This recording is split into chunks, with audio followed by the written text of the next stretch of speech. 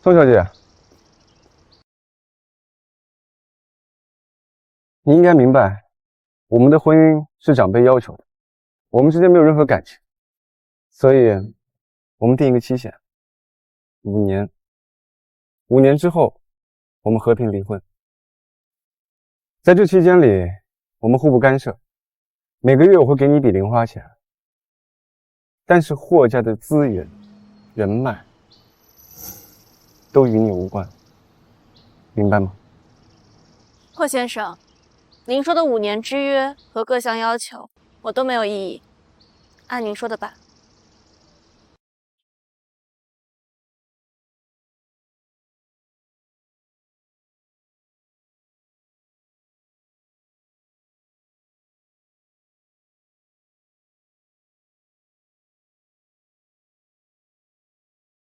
战区紧张，我还有事就先走了。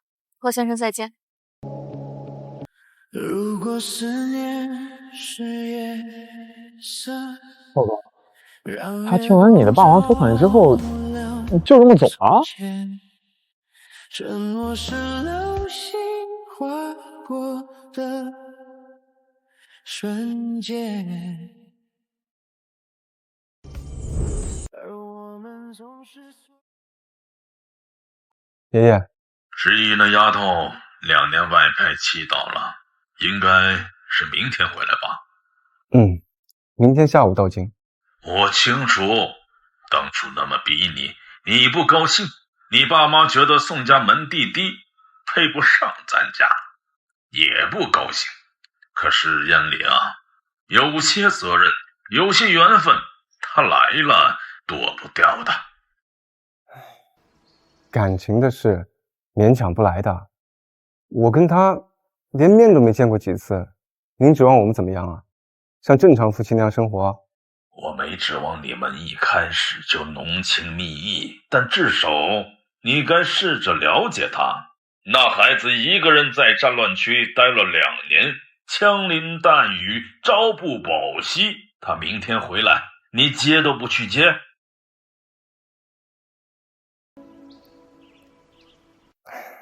好，明天我去机场接他。这就对了吗？接回来，明天晚上举办家宴，让大家都认识一下你媳妇。这霍老爷子是被这个女孩子下了蛊吗？先是逼你结婚，后来又让你培养感情，这是铁定了心，想让这个女子收服你呀。好了，各位，我这位神秘妻子，你们暂时也见不到了。我得先带回霍家，给我那些亲戚观摩观摩。哇哦，霍家可不好搞哦。哼，也许人家根本不需要霍家的认可。没准啊，他真的把结婚当契约了。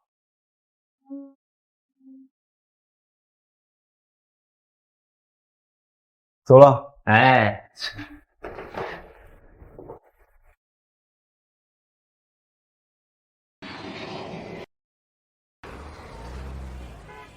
我经过世界，路过黑夜，阑珊的人群，你在霍先生，你来了。那边是梦的直觉。爷爷让我来接你，麻烦你了，把我送到外交司宿舍就好。终于的一夜，爷爷说今天要办一个家宴。家宴？说是想正式把你介绍给霍家人。好。这是我与知意的第2次见面，他没有客套，也没有拘谨，他的世界好像从来都与我与霍家隔着一道清晰的界限，他似乎也从没想过跨过这道线。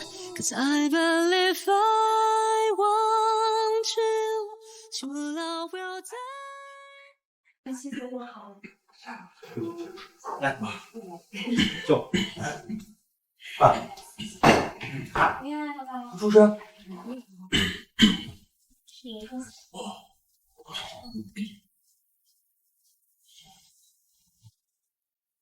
都齐了啊！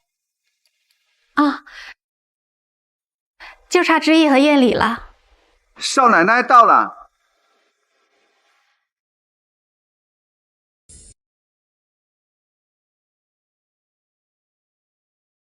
抱歉，路上有些堵车，我来晚了。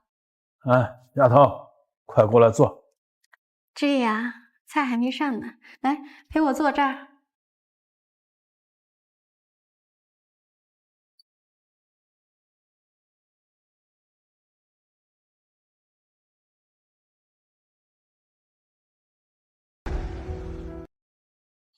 也不知道老爷子是怎么想的，非要你堂哥啊娶这么一个家世普通的。你伯母也不太喜这个儿媳。今晚家宴，你就关心关心你这新堂嫂，让她知道霍家不是那么好进。宋姐姐，听说你在外交司当翻译，应该没什么技术含量吧？整天翻译文件会不会很枯燥啊？也不全是翻译文件，还需要负责协调工作。外交司好地方啊，铁饭碗。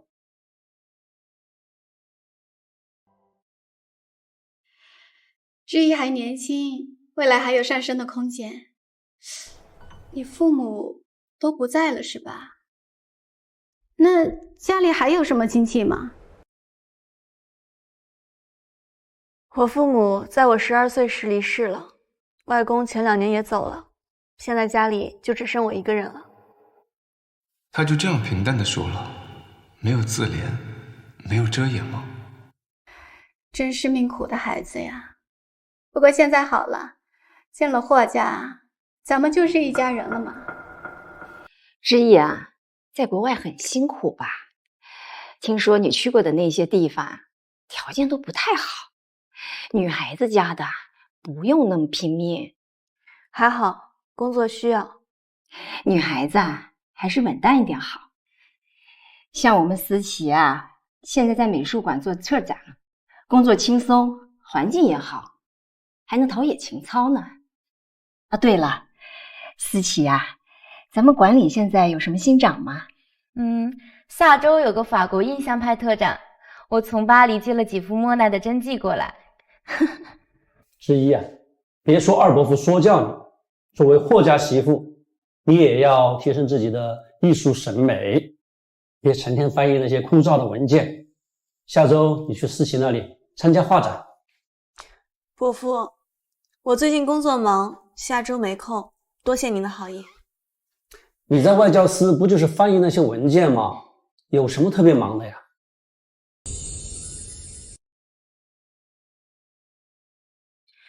也不全是翻译文件，下周需要参加战地地区和平进程磋商，负责战区停火协议。战地和平进程？是上个月在日瓦签的那个临时停火协议是吗？是，我所在的团队负责协议文本中的中文版本和部分阿拉伯语版本的核对工作。那份协议啊，我好像在内部通报里看过，外交司通报表扬了参与团队，是吧？是的，团队工作获得了认可。他说的是团队，没有提自己。怎么气氛忽然就变了？什么停火协议？什么日瓦？那不是新闻里离我很遥远的事情吗？那姐姐平时工作应该很危险吧？要经常去那些战乱国家吗？是的，工作需要的时候会去，但比起那里的平民每天遇到的危险，我们这里的工作环境已经很好了。哪有这样对比的？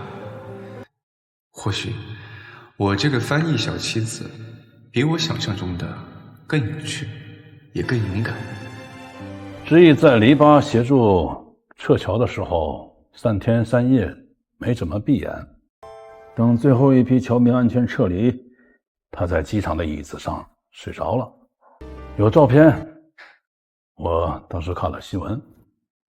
不止篱笆。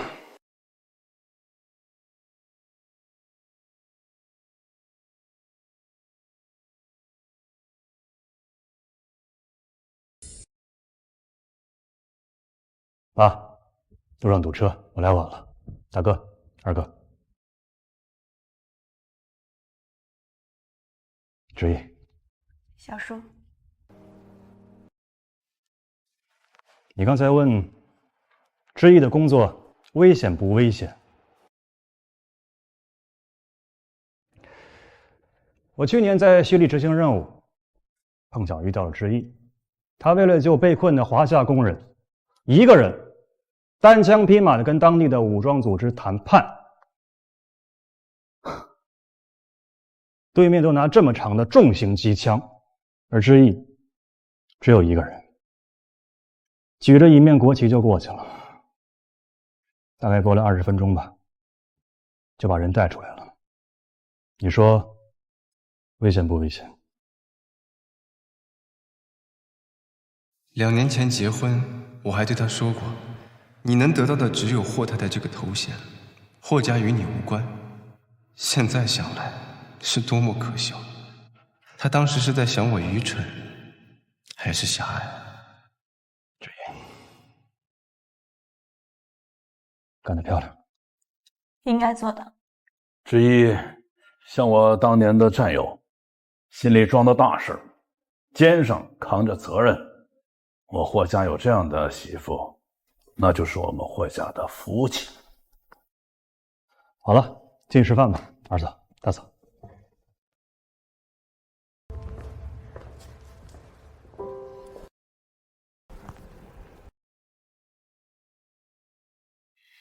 志毅啊，妈知道你有理想，有抱负，妈佩服你。但女人啊，归根结底还是该以家庭为重。你现在结婚了，以后有了孩子，总不能还像现在这样天南海北的奔波吧？妈，你这话说的……大嫂这话说的，我恰恰以为知意只有这么做，才能对得起霍家媳妇这4个字。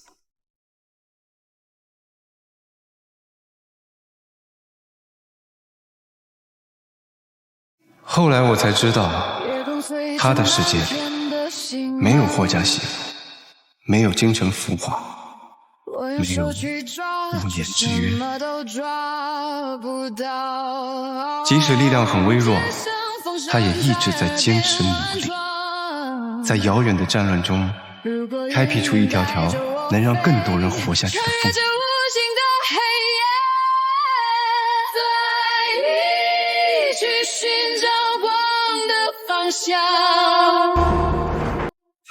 王队姐，出事了！北边的检查站半小时前被自由军控制了，他们挟持了一个4人的联合国观察员小组，他们那里有3个外国人，有一个是你们华夏的翻译。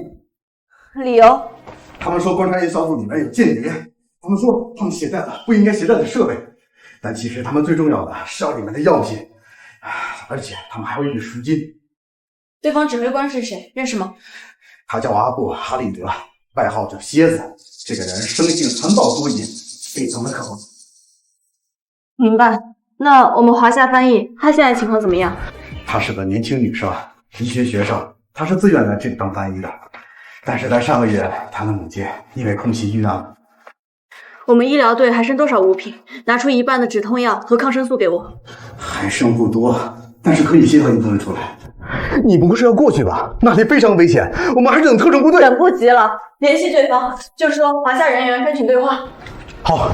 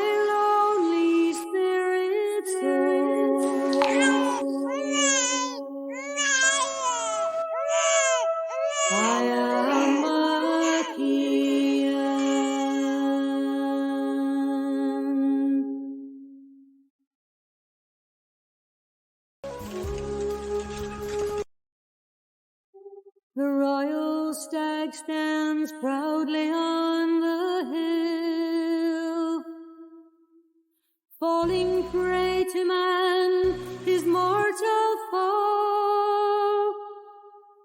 Some men know not of dignity or pride.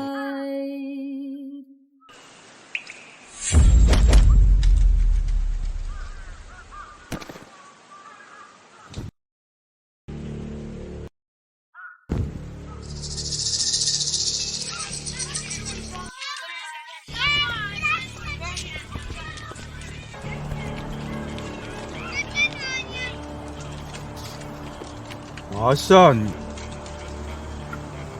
联合组织没有人了吗？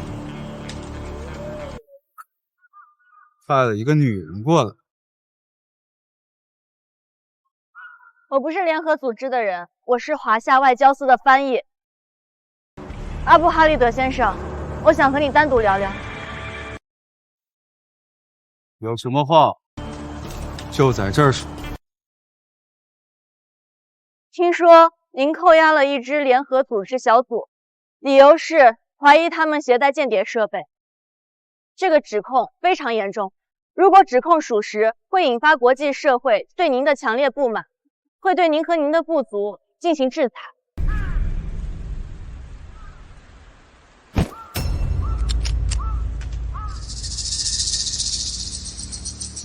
我相信你已经查清那些人并不是间谍，那么您的行为势必会引发外界对您和您部族的看法。您最近不是在争取和某华夏企业重建计划吗？这家公司非常看重合作方的国际名声。这个女人不简单啊，连我私下的商业接触都很清楚。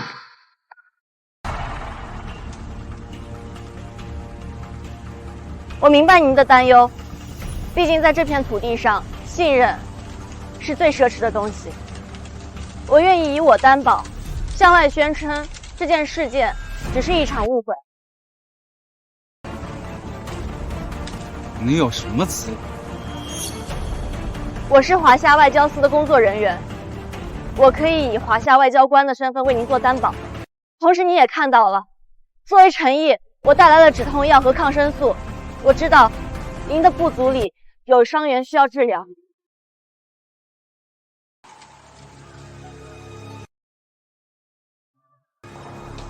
明天的报纸，我想要看到我希望的头版新闻，否则，你知道的，我会找到你。我不会拿自己的生命开玩笑。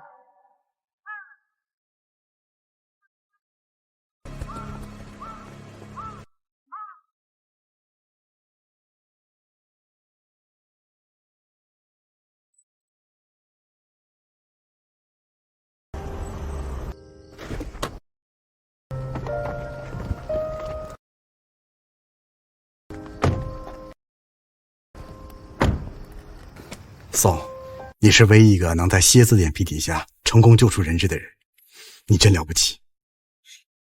宋小姐，真的谢谢你。把他送去医务室吧。好，来，我们走。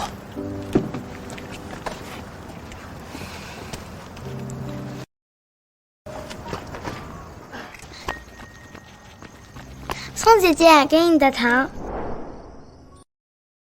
谢谢。宋姐姐，我们今天还学新的汉字吗？学，走吧。今天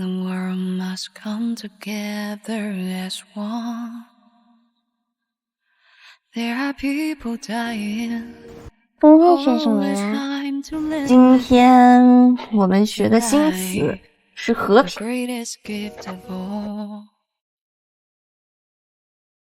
和平的意思呢，就是没有战争，安全的生活是我们向往的样子。战争是啥？战争会摧毁大家的家园，会伤害到我们。God's great big family and the truth, you know love is all we need. We are the world, we are children. We are the ones who make a brighter day, so let's start giving. There's a choice we're making. We're saving our lives. It's true, we make a better day, just you and me. 晚上云顶老位置，我约了慕白和沈玉给您庆祝。恭喜霍总在中东项目中大获全胜。好。哦，对了，叫上你那位神秘夫人。回国都1个月了，兄弟们还没正式见过面呢。他忙，算了吧。自从那次家宴后，他就去了外交司宿舍住，我们再无交集，真正做到了互不打扰。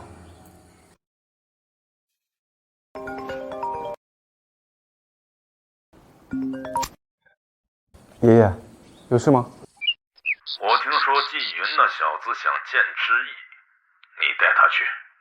哎呀，爷爷，我们知意是你法律上的妻子，是你霍艳里的太太，藏着不见人像什么话？不是藏着，他可能也没时间。有没有时间？你问了吗？知意那孩子，他在国内没什么根基，你这个做丈夫的，多带他见见人，帮他铺铺路。好。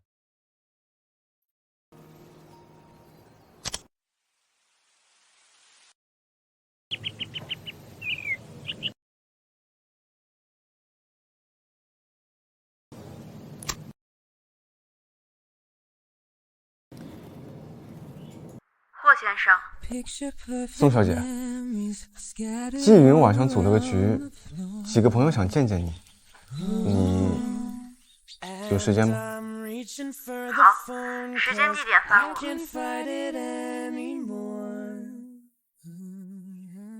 啊，需要我去接你吗？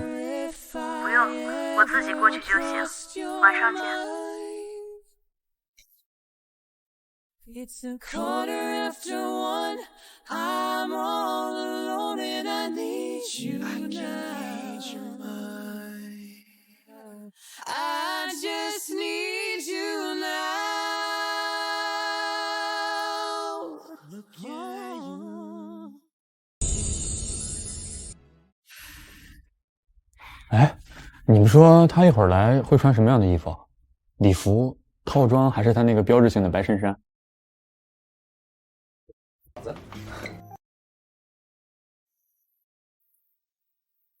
抱歉，我来晚了。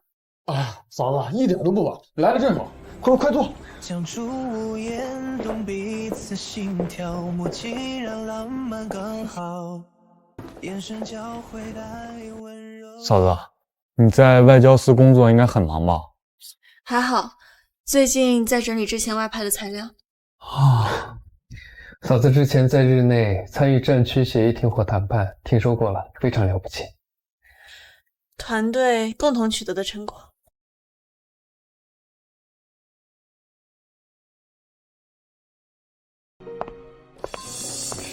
季云，你们怎么都在这儿啊？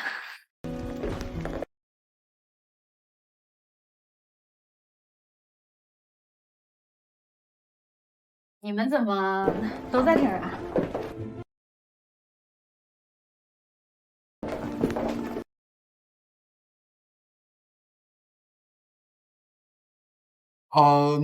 那我介绍一下吧，这是霍哥的太太，叫嫂子。哎，嫂子，这是我朋友，叫苏婉，在艺术圈混得风生水起的大才女。没想到后太太居然这么朴素呢。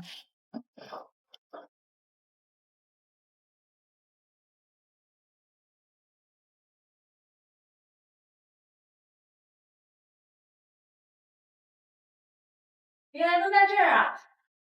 嗨，沈玉。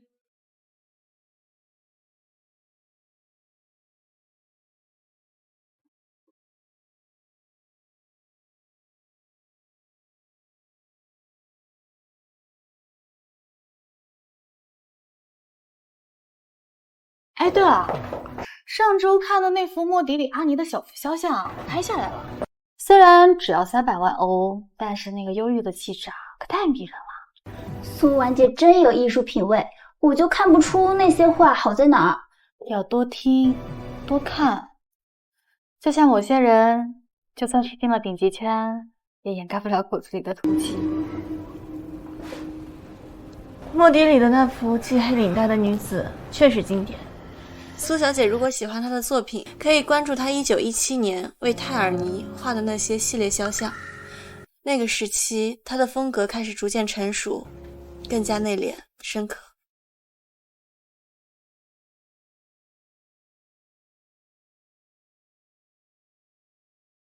他怎么懂这么多？莫迪里那个时期创作的作品都在大使馆皮埃尔手上，这谁看得到？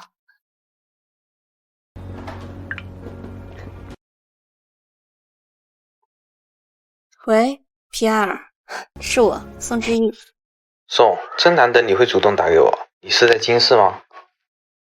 是，我有个事情要麻烦你。我有个朋友很喜欢莫迪里的作品，我记得他有一部分应该是在你这里吧？哈哈，莫迪里巅峰时期的作品都在我这儿，如果你有需要的话，我马上把我收藏的作品发给你朋友看看。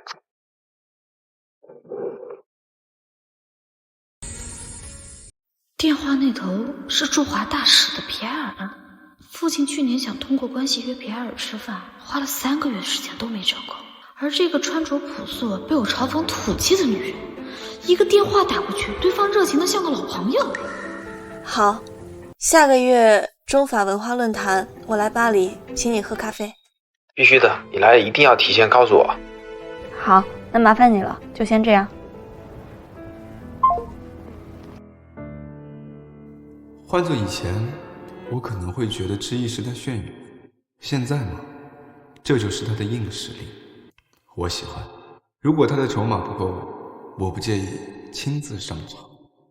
皮埃尔是莫迪里的画作专家，他答应我把画作给你看，到时候我把他的地址发给你。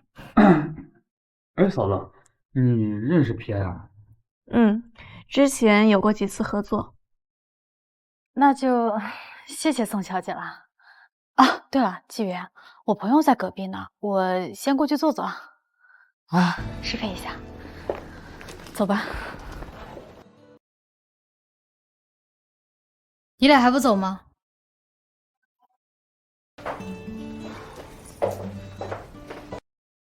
啊，嫂子，不好意思啊，他们来我……时间不早了，我也先走了，我得准备明天开早会的材料。我送你回去。不用了，我已经叫了车了。那我送你到电梯。好，再见。拜拜。你留下的芬芳，还在岁月里飘荡。今天麻烦你了，还要出来陪我应酬。没事，应该的。少喝点酒，你脸色不太好。他主动关心我，这还是第一次。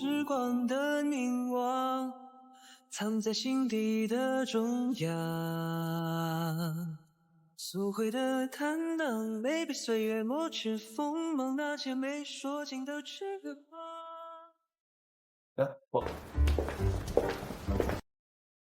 霍哥，快来，正聊你呢。说我什么呢？哇，真的，刚刚嫂子在这儿，我没好意思说。我活了30年，我第一次见到这样的女人。没错，专业素养很高，而且不张扬。关键是，好像并不在意我们怎么看他。哎，那我们敬嫂子。哎，来了，干杯！一个。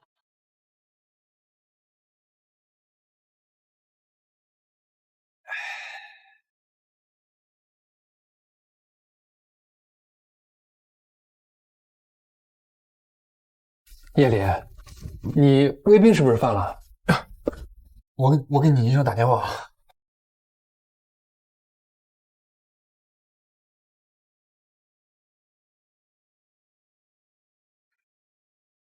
我手机落在这儿了。这是怎么了？哦，嫂子，他胃病犯了，疼得特别厉害。坐直，放松。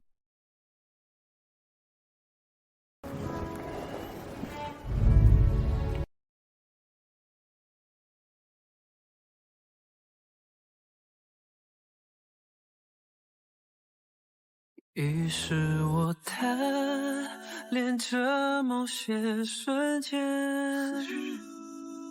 让星光点亮彼此双眼。一莺小语有一些，惨惨戚绪有一些，此刻才是真切。现在感觉怎么样？有没有好一点？好像是好点了。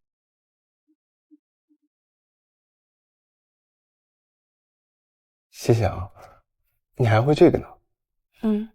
我母亲是医生，我学了些皮毛。胃病不能喝酒，尤其是空腹。我送你回去。不用了，车已经到楼下了。我刚刚做的只能缓解，如果痛的话，还是要去医院。不要吃刺激性食品。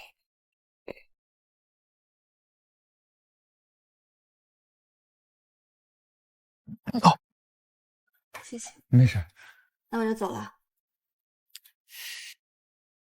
路上小心。好。真的，我活了30年，我真没见过这样的女人啊！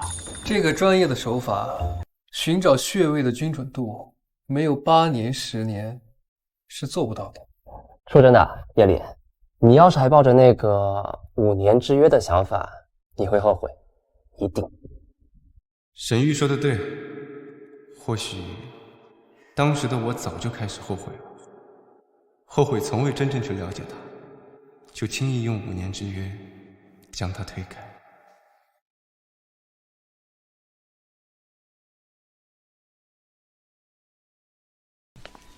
宋翻译，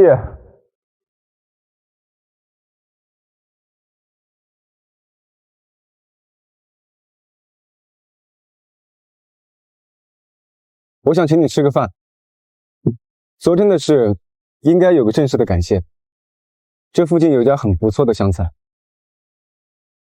霍先生，我7点50要回部里交还设备，只能就近解决。霍先生，您如果不介意的话，这附近商场里有简餐。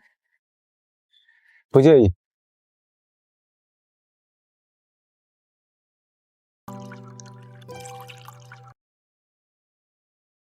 你总是这么赶时间吗？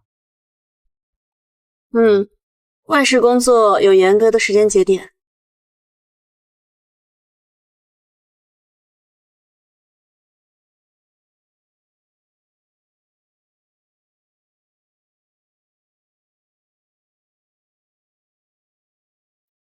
你的手腕……哦，旧伤，没事。是在国外工作的时候留下的。霍先生对我的工作很有兴趣。我只是觉得外交工作比我想象的更复杂一点。任何事情只要深入去做，就能发现其背后的复杂性。就像你上谈判桌，背后总会涉及当地社会结构、宗教习惯、环境评估。其实我们离得很近。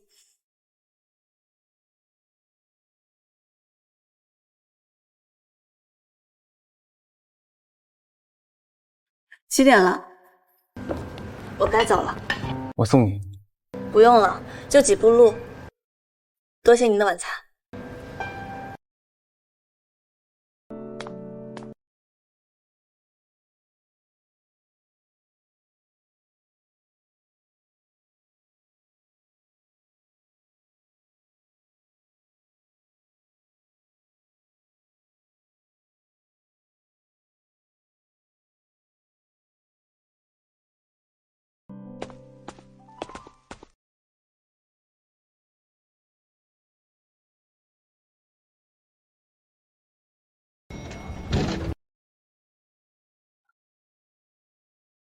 你的。谢谢。手腕的伤真的没啥。没事，只是偶尔会麻，习惯了。光线太胡闹，你干嘛趴在桌上？霍先生，再见。流成色丝间的我的心跳。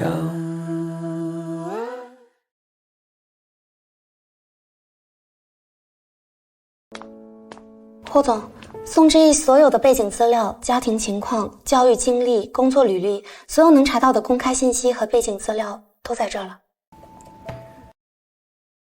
夫人的履历很干净，也很特别。她出生于外交世家，父亲宋怀远是驻外高级外交官，38岁时为保护侨民而牺牲。母亲沈清如是军区维和医生，36岁时为保护战区儿童而牺牲。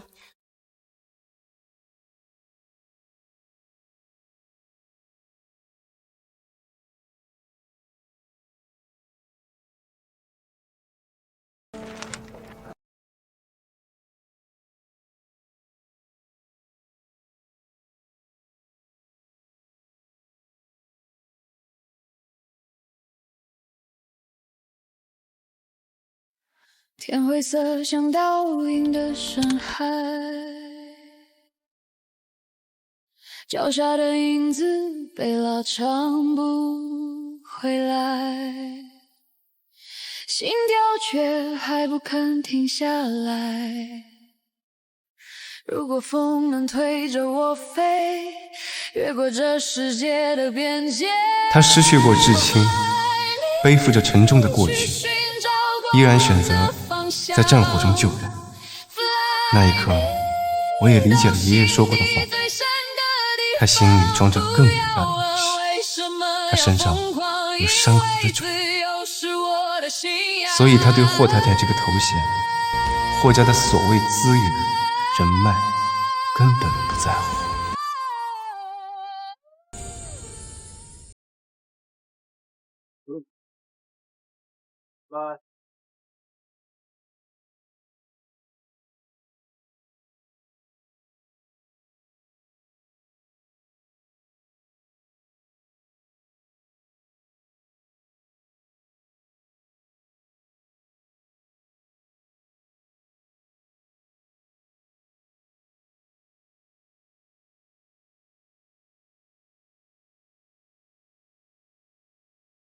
薇薇，你真回来了，霍艳丽知道吗？刚回来，还没告诉他。我听班长说，霍艳丽晚上要去参加一个国际酒会。薇薇，以你现在跨国大公司高管的身份，应该也有资格去参加吧？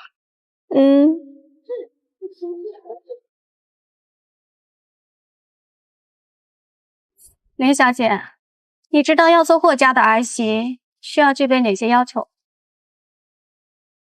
伯母，我和艳丽是真心相爱的。林小姐，做霍家的儿媳不是光有爱情就可以的，需要管理家族的慈善基金，需要和各方打交道，而这些都是从小耳濡目染，需要家世背景的支撑，还需要一种与生俱来的从容。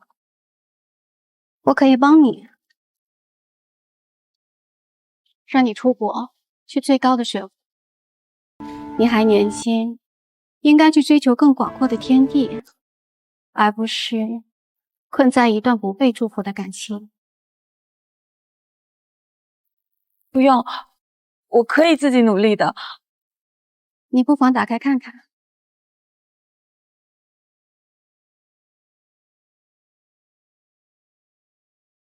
这是霍氏集团的股权架构，里面有一条，如果艳丽的配偶未得到家族的认同，他的继承权就会被踢出去，直到他做出适合家族利益的选择。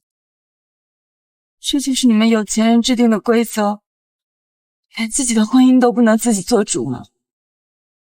拿走这300万，是你最优的选择。当年我太弱了，没得选。只能没日没夜的在国外打拼。如今终于事业有成，可他却已经结婚了。不过传闻中的霍太太是外交司的翻译员，家世普通。在霍家那样的家族里，没有背景就是有罪。霍太太的位置我抢定了。林总，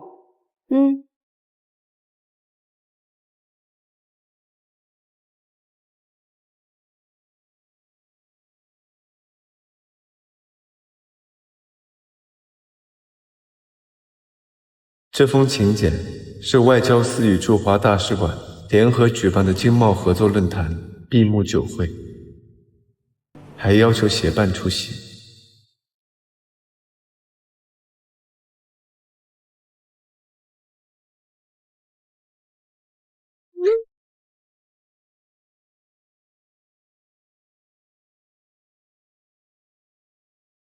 霍先生，是我，宋小姐。明天外交司有个经贸合作论坛的酒会，要求协办出席，你有时间吗？时间、地点。明天下午3点，国经贸酒店的宴会厅。好，我会准时到。那我去接你。我自己去就可以，从外交部过去很方便。宋之野，作为你的丈夫，接你去酒会是最基本的礼仪。好，6点半，外交司西门。北极星变换着肉搏，要穿越多少宇宙的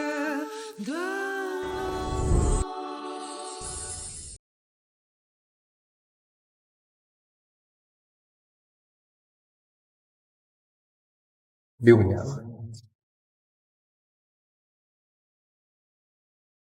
嫂子，今天这身特别适合你，高雅大气。宋翻译，又见面了。季先生，周律师好。我带你去见几个朋友。哎，霍哥，嫂子借我一会儿。你要干嘛？哎，嫂子，那边那个大使夫人一直在看你，你们认识啊？霍艳丽，这5年我每天都努力往上爬，只等这一天功成名就，体面的站在你的身边。我去打个招呼，先失陪一下。需要我陪你吗？不用，你们先聊。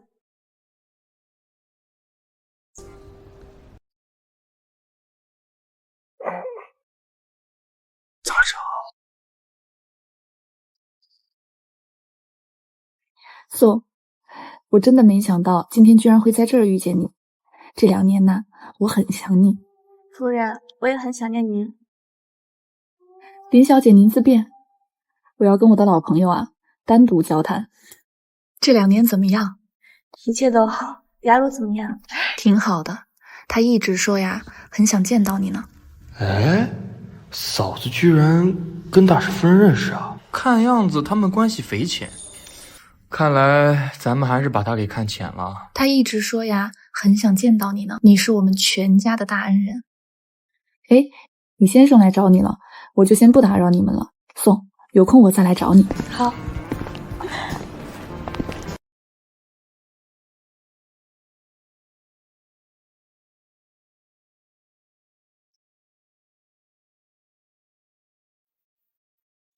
你和大使夫人4年前在贝鲁特，他孙子的学校遭遇了空袭，我也在现场，孩子伤得很重，还好救回来了。你经常经历这些吗？在战地，空袭是日常。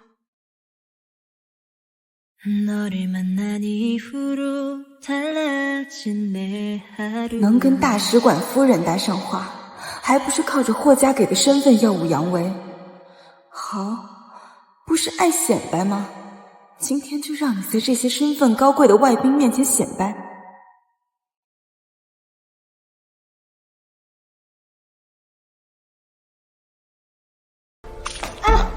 对不起，对不起，我刚高跟鞋崴了一下。赵薇薇，你没关系，我先去处理一下，很快回来，不用担心。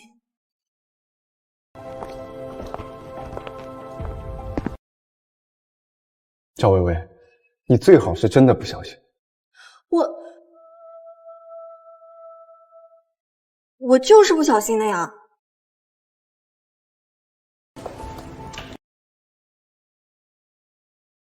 喂，取消跟赵家的所有合作。不是，为什么呀，霍总？我刚真的不是故意的，你别。人要为自己所犯的错误承担责任。你看，霍哥这是在霸气虎妻呢。林薇那个贱人跑哪儿去了？他说霍艳丽很讨厌这个新婚妻子，只要我把酒泼向他，让他当众出丑，林薇就答应帮我拿到霍氏集团更多项目。可现在霍艳丽明显很护着他妻子啊。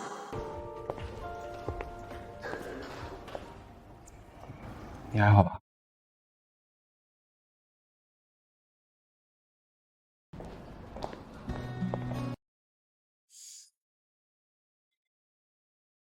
赵小姐，您的鞋跟似乎不稳，建议您下次选一个鞋跟稳一些的款式。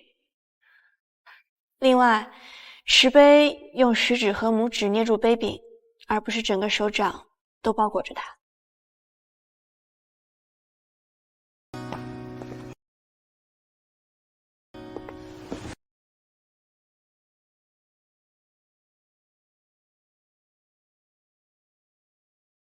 他刚才很明显就是故意的，你真不生气啊？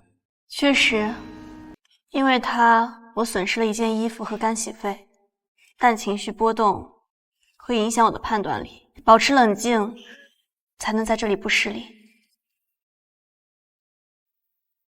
看见没有，什么叫降维打击啊？赵家丫头那点小心思，在嫂子面前就跟小孩过家家一样。呵呵。你愿不愿意以霍家女主人的身份参加霍家家宴？你愿不愿意以霍家女主人的身份参加霍家家宴？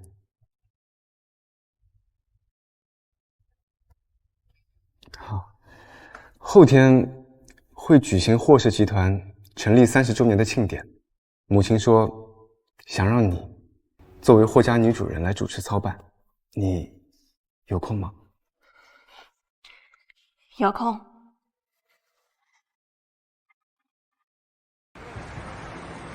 之一啊，今天要请贺冕了，宾客名单你看了吗？看过了，今日到场宾客87人，家族成员28人，商业伙伴47人，政界朋友12人。名单已经按照您的要求改过3遍了，最终满在这里。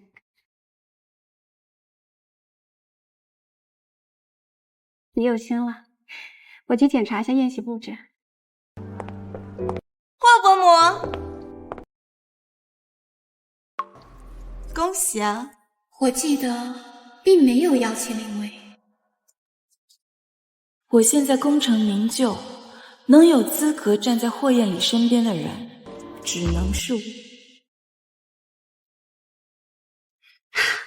薇薇来啦，请进。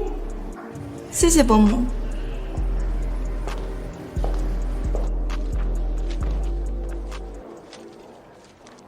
有些宾客痛风或者海鲜过敏的，我都已经备注好了，再去安排一下。这个我曾经认为配不上霍家的儿媳妇儿，竟然如此优秀。看到了吧，这才是霍家长媳该有的样子。爸，我早就跟您说了，您这个孙媳妇找的实在是太好了。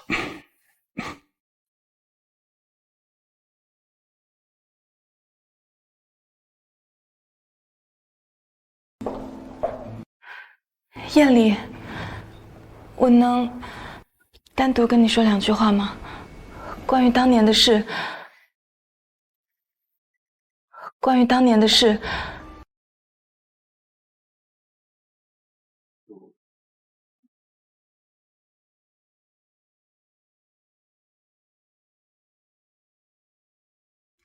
妈，爷爷的药膳可以上了吗？再温下去，怕药效会被影响。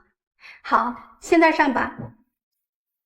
夜里，二伯说要找你，说有几个合作伙伴想认识一下你，在东侧休息区。这还是他第一次在公开场合这样叫我夜里，而不是霍先生。好，我过去，你去一下。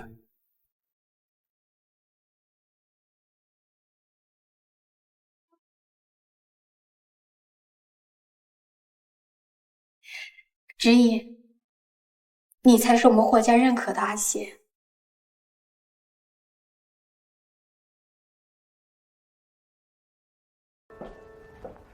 宋翻译，今天真是辛苦你了，忙前忙后的。听说你和燕里是形式婚姻，5年之约结束就离婚。听说你和燕里是形式婚姻，5年之约结束就离婚，真可怜，守着一个不爱自己的男人，还要在这里装贤惠。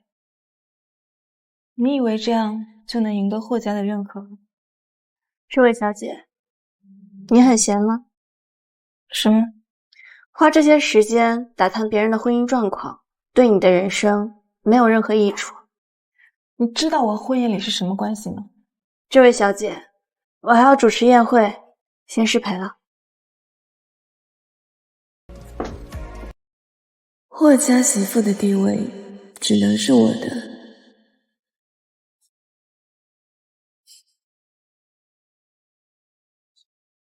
知夜，刚才在洗手间，林薇是不是找过你啊？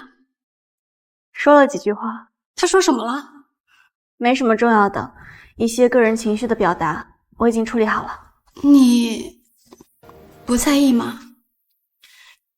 林小姐个人的情绪，我不在意。妈，我先去前厅看看还有没有需要帮忙的。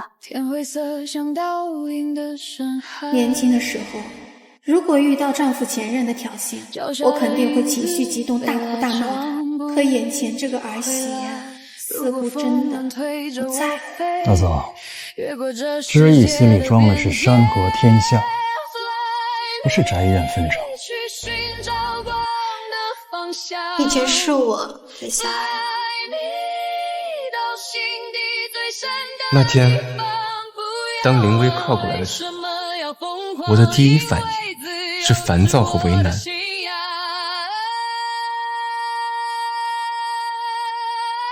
而知意出现后，我烦躁的心像是得到了安抚一样，瞬间平静下来。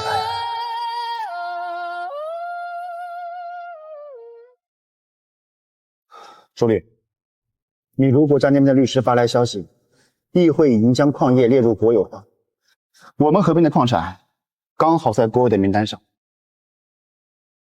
按照当地法律，我们的客户能拿到多少赔偿？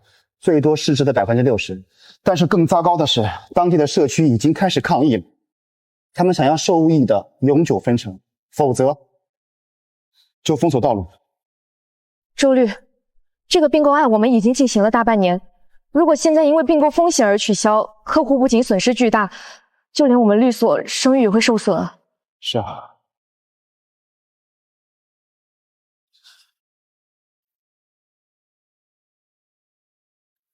喂，霍哥，麻烦你把嫂子电话发我一下。你找她什么事儿？是这样的，我现在这边遇到了一个南美特别难搞的案子，听说嫂子之前在那边待过，了解当地人的习俗，所以我想请她帮帮忙。好，我把你嫂子的联系方式发你，但是她平常工作挺忙的，你要有边界感，别累着她。知道了，霍哥，等我拿下这个案子，我会抽出30%分给嫂子。你嫂子不在意这些，如果你真想表示，就把钱捐到和平事业上。完全没有问题，原来霍哥这么支持嫂子事业呢。号码发过去了。好。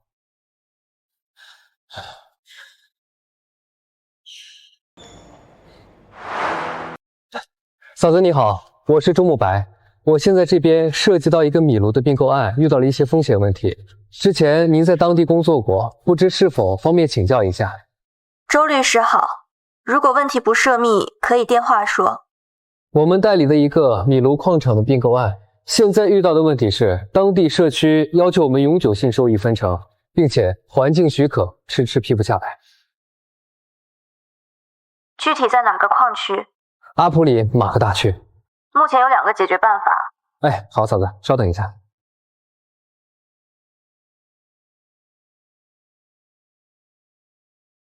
嫂子，您说。第一，立即启动社区协商程序，不要找当地律师，要找当地教会或民间组织的人牵线。第二，如果时间来不及，就把交易结构改为分阶段付款，把获得社区正式同意作为第1阶段付款的前提条件。这样，你去找一个当地叫玛利亚的修女，她在那里做了30年社区工作，当地长老很信任她，可以提我的名字，我把她的联系方式发你。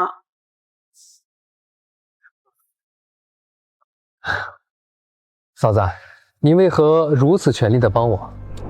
这件事如果处理不当，可能会引发冲突。我记得2014年就发生过社区与矿井的暴力冲突，死了6个人。在那些地方，于你而言，可能只是一个棘手的地区、棘手的案子。对当地人来说，矿场关系到人的生计、环境存续，或者生命。好，嫂子，谢谢你，你已经给出了我最优的解决方案了。不客气。如果后续需要，我可以推荐几位当地的经济学者，他们比顾问公司更了解当地风土人情。好嘞。嫂子考虑的不是商业利益，是人的生命。相比较，我那所谓30%的抽成，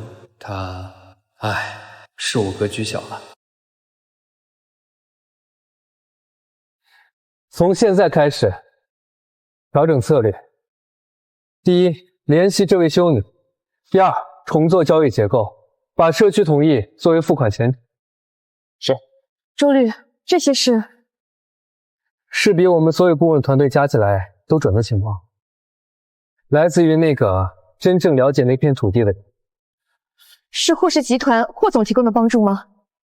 不是，我现在已经不帮我大哥了，开始帮我大嫂了。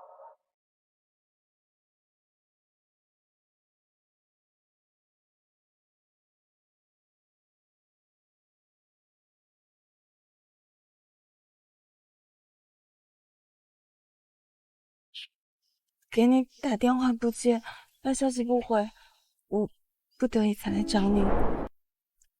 林薇，从你5年前拿钱走的那一刻开始，我们就已经没有任何关系了。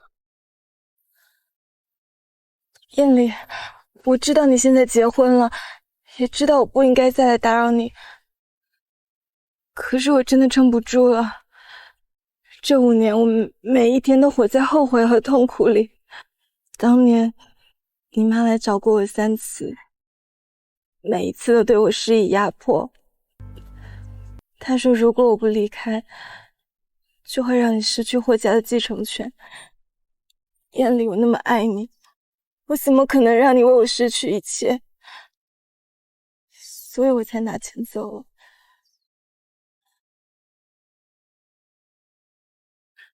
这就是当年那张卡，密码是你的生日。我这些年就算过得再难，都没有动过里面的1分钱。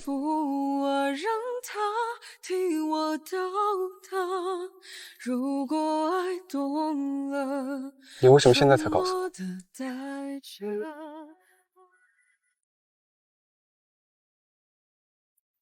那个时候我太弱了，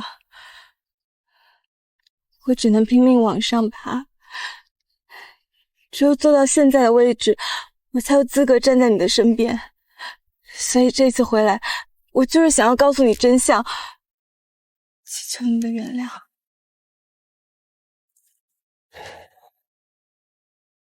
林薇，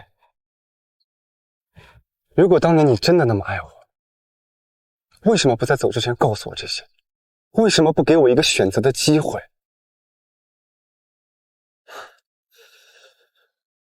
如果你告诉我母亲逼你，说会让我失去继承权，那我会告诉你，我不在乎这些，我在乎的是你愿不愿意和我一起去面对，一起去争取。我怕你为了我和家里人闹翻，我怕你后悔。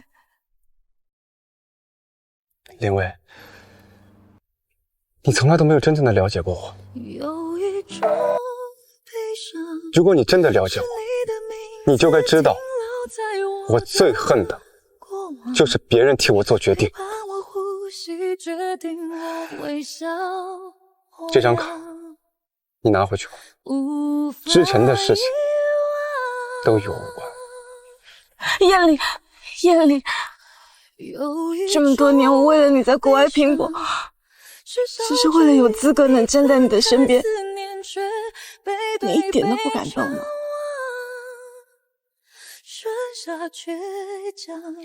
林薇，你感动的一直都只有你自己而已。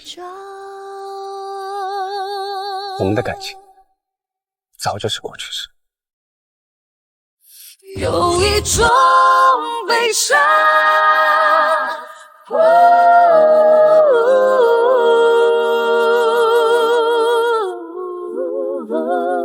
留在我过往。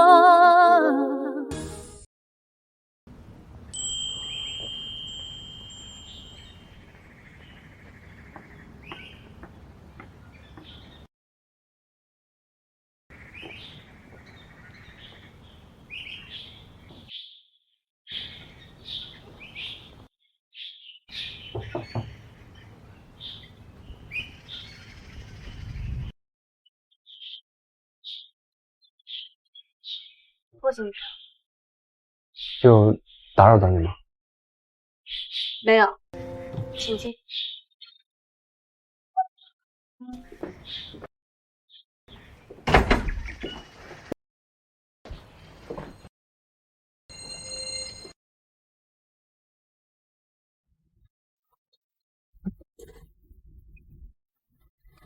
你不舒服吗？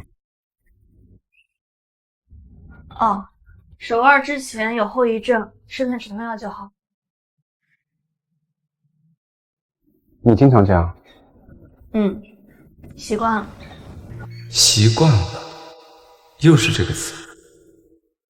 他好像习惯了太多东西，习惯了一个人生活，习惯了自己处理伤痛，习惯了把一切都自己扛着。霍先生今天来是有什么事吗？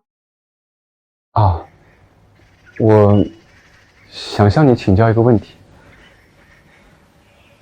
你说。如果一个人非要在爱情和前程之间做选择，他应该怎么做？为什么一定要选？我的意思是，为什么爱情和前程必须是2选1的关系？真正的爱不应该是捆绑，不应该是牺牲，而是互相成就。如果一个人必须要放弃前程去维持这段关系，那就说明这段感情本身就有问题。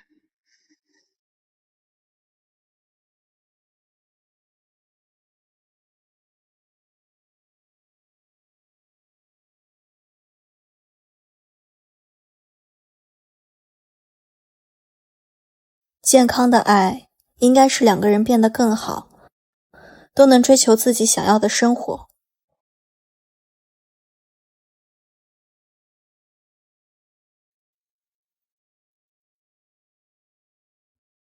那如果对方是为了你的前程而选择离开呢？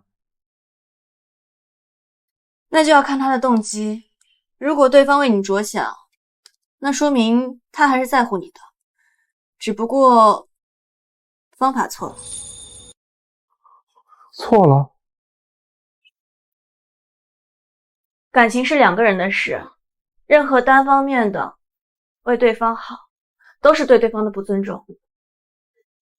如果因为家庭压力或者所谓的前程就放弃，那说明这些东西在他心里本身就更重要。5年前林薇拿钱离开的那天，都没有给我一个解释，就登上了去国外的飞机。当时那笔钱应该比我重要吧。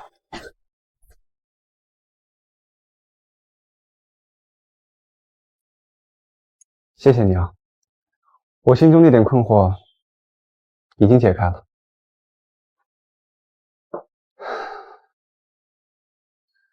能帮到霍先生就好。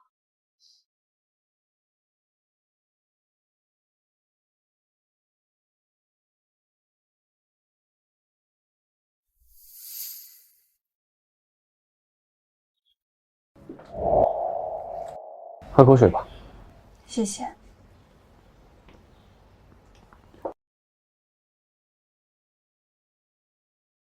在做什么项目？战区儿童保护和他们的教育，这些地方我去过，还算比较熟悉。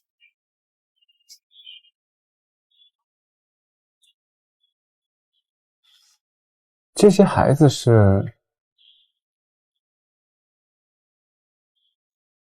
在战乱地区，他们的学校被摧毁，老师牺牲，课本都被烧毁了，但教育不能停，停下来，一代人就毁了。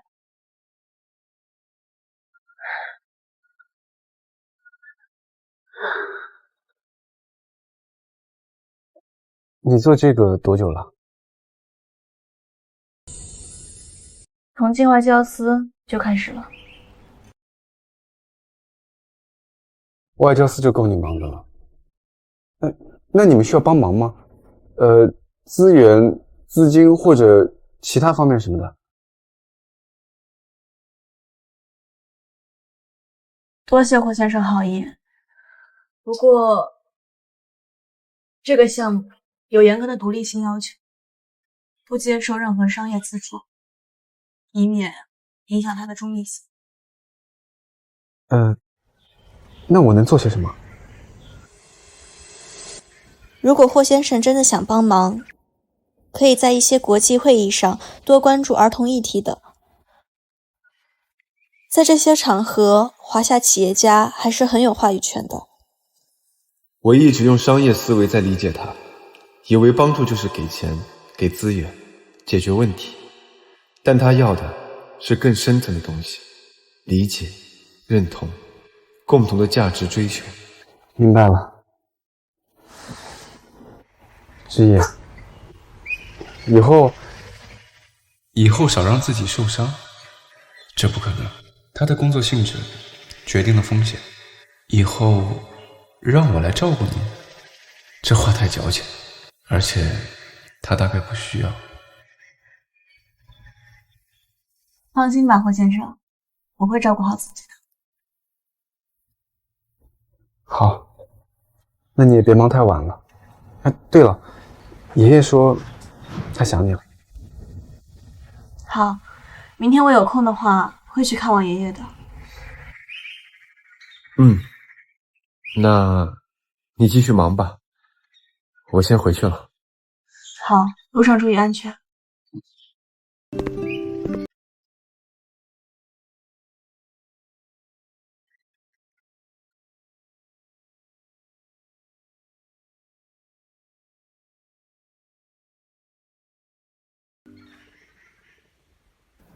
他的世界是救一个孩子，建一所学校。在我当时的世界里，只有商业版图、利益博弈、情感纠葛。相比之下，我的世界太小。那时的我已经意识到，如果想要跟上他的脚步，要走的路还很长很长。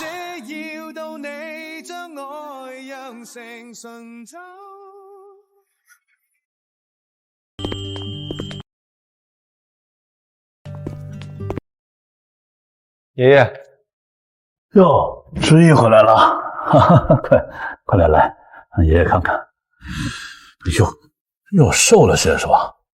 是不是忙着工作，没好好吃饭呢？没有，最近饮食很好。好孩子，又稳重又可靠。只是啊，不要因为工作累坏了身体啊。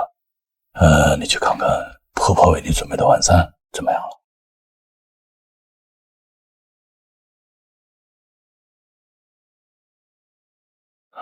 燕林啊，跟我来书房。燕林，你近来有些不同啊，眼里有人，心里有个惦念，真像是个把妻子放在心上的丈夫了。爷爷，从前是我不懂事儿，辜负了爷爷的期望，也慢待了他。至于那孩子啊，性子静，骨头硬。他外公把他托付给我的时候就说，这孩子心里装得太重了，又养成了什么事情都自己扛的习惯。你要走近他，就不能用平常的法子了。爷爷说的法子，具体是指？首先，你要用他的方式去理解他，在他选择的路上支持他，哪怕他说不需要，你也要稳稳地站在他能看见的地方。我记住了。光记住还不行，你得学会接受。在他心里，家国天下，肩上重任，永远会排在儿女私情前面。你也许永远都不是他心理世界的中心。我接受，我能接受站在他世界的边缘，看着他发光，陪着他在意他在意的事情，这就够了。他想要的或许不是一个为他赴汤蹈火的爱人，而是一个能真正理解他、尊重他、能与他并肩而行的人。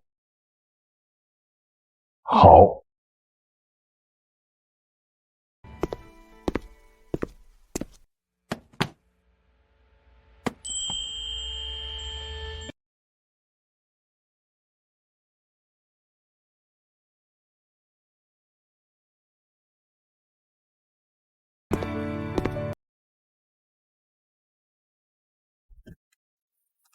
这是你奶奶留下的，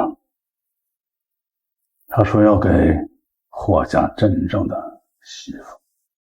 4年前我没拿出来的，是因为我觉得时候未到，你也并没有做好准备。现在我觉得是时候交给你了。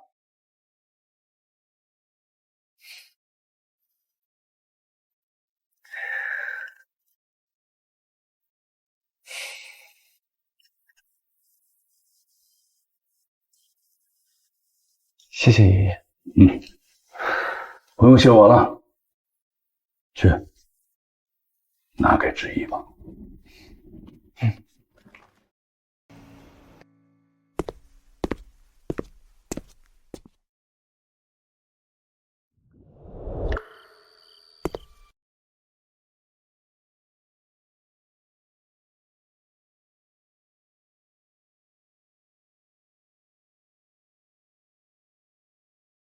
和爷爷聊完了。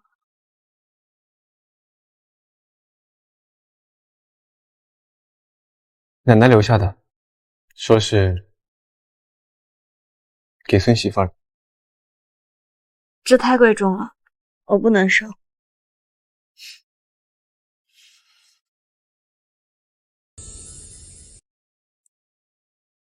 我所做的一切，都只是因为在婚姻期间，我是霍家的媳妇，这是我应该做的。但这不代表要违背5年之约的本质。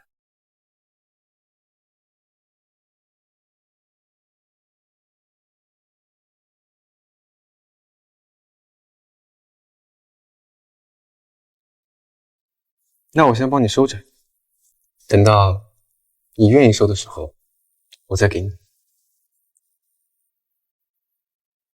谢谢你的理解。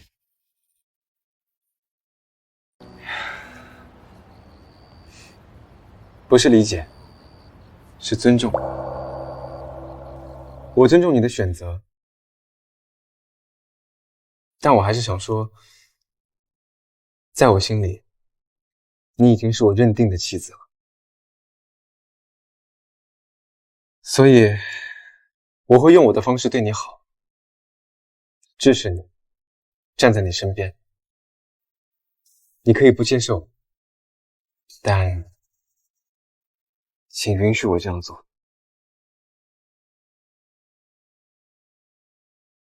霍元礼，我并不需要轰轰烈烈的爱情，我需要的是一个和你并肩而行的人。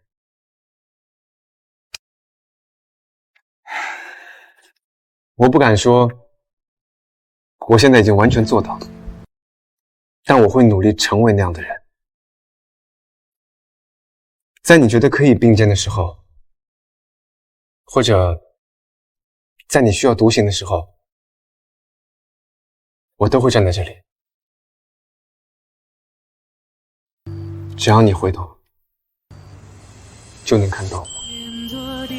曙光守护着你的方向，不必在孤身前往，有你安心的胸膛，黑夜都习惯了不必害怕，为你擦亮星光，这一生我知道，守护你一路光亮，所以我们可以慢慢来，先从偶尔并肩一段开始。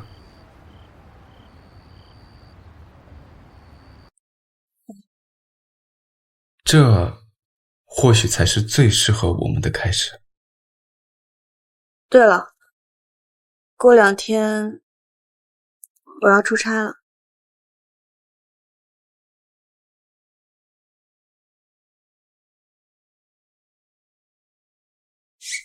去多久？初步计划6个月。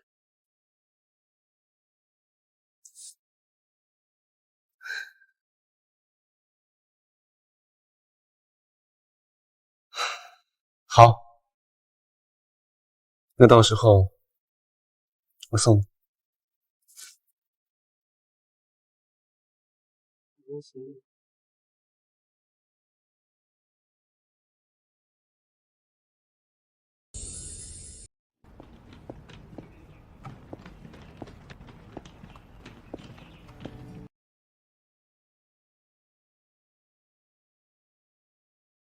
那边春天多雨，记得常备雨伞。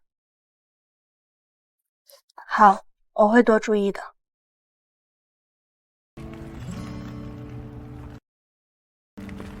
这是什么？一些可能用得上的东西，到了再看吧。如果遇到危险，第一时间联系我，我在那边有项目，可以立马派人到你身边。还有，保持通讯畅通，工作再忙，也记得报个平安。好。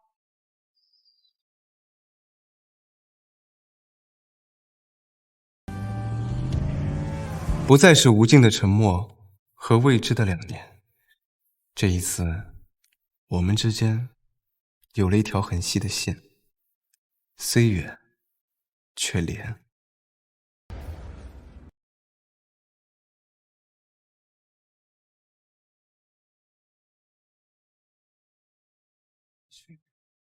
日内室内干燥，注意调节。熬夜时喝一点，暖胃。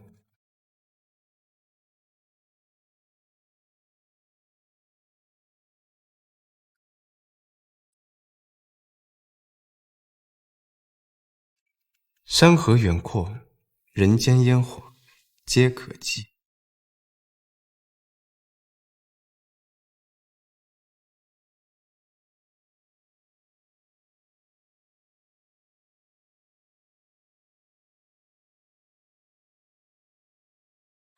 包裹已拆，东西很实用，谢谢。用得上就好，那些药记得看说明书，别乱吃。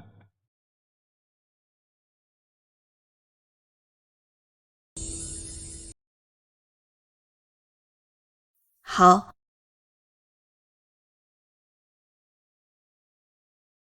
日内在下雨，有点冷。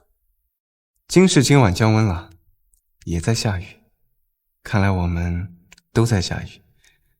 早点休息，别熬夜。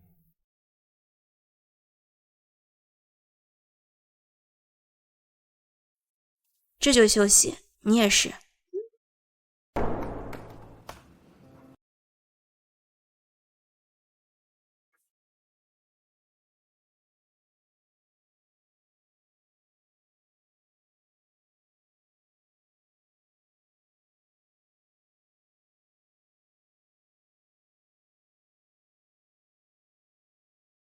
公司新项目涉及北欧市场，谈判风格和你分析过的很像，重数据和规则，已经让团队调整了方案。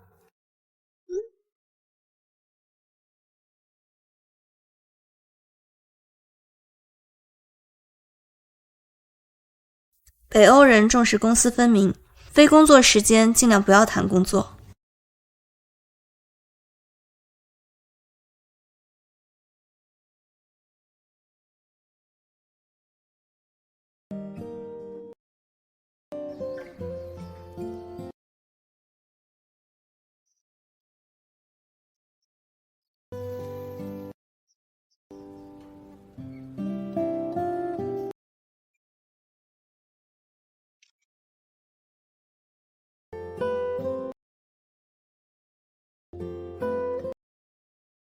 老宅的玉兰开了，很大一朵。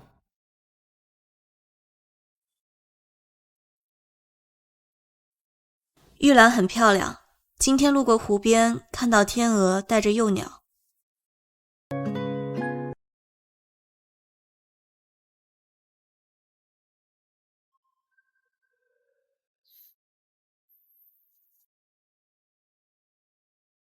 季云今晚让我去参加一个商业晚宴。去吧，不过你胃不好，少喝酒。好，听你的。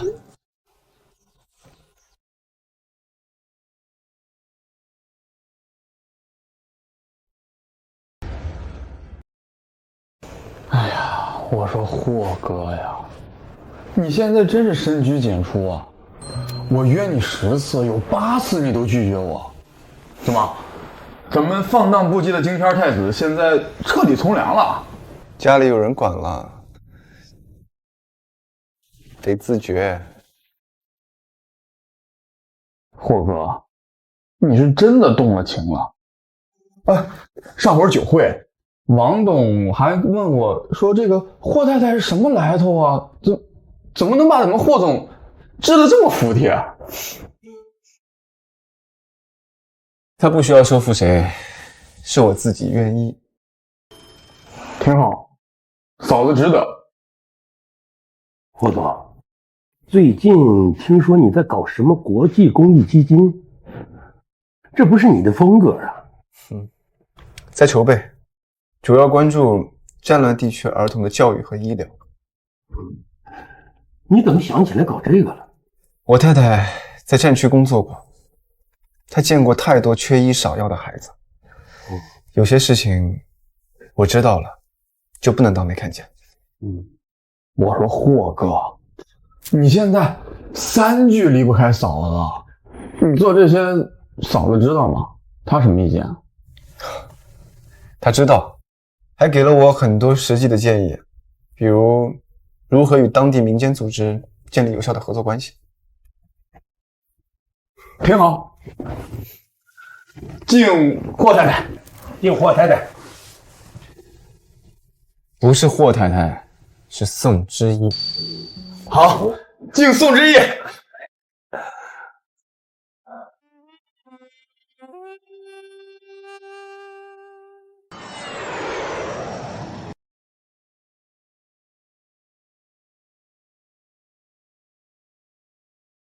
路上还顺利吗？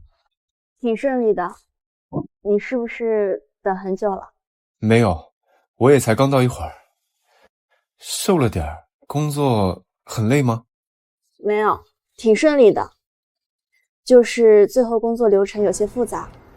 对了，战区儿童组织的人和我反馈说，你建立的国际儿童组织已经让7000多名儿童重新回到了学校，重新给他们建立了家园。谢谢你，叶里。我曾经说过，会尽量跟上你的步伐，这不是所谓的讨好，因为我觉得这也是一件很有意义、很有价值的事情。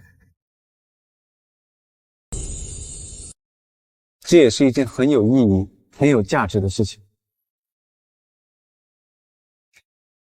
想先回去休息，还是吃点东西啊？晚饭吧，随便吃点就好。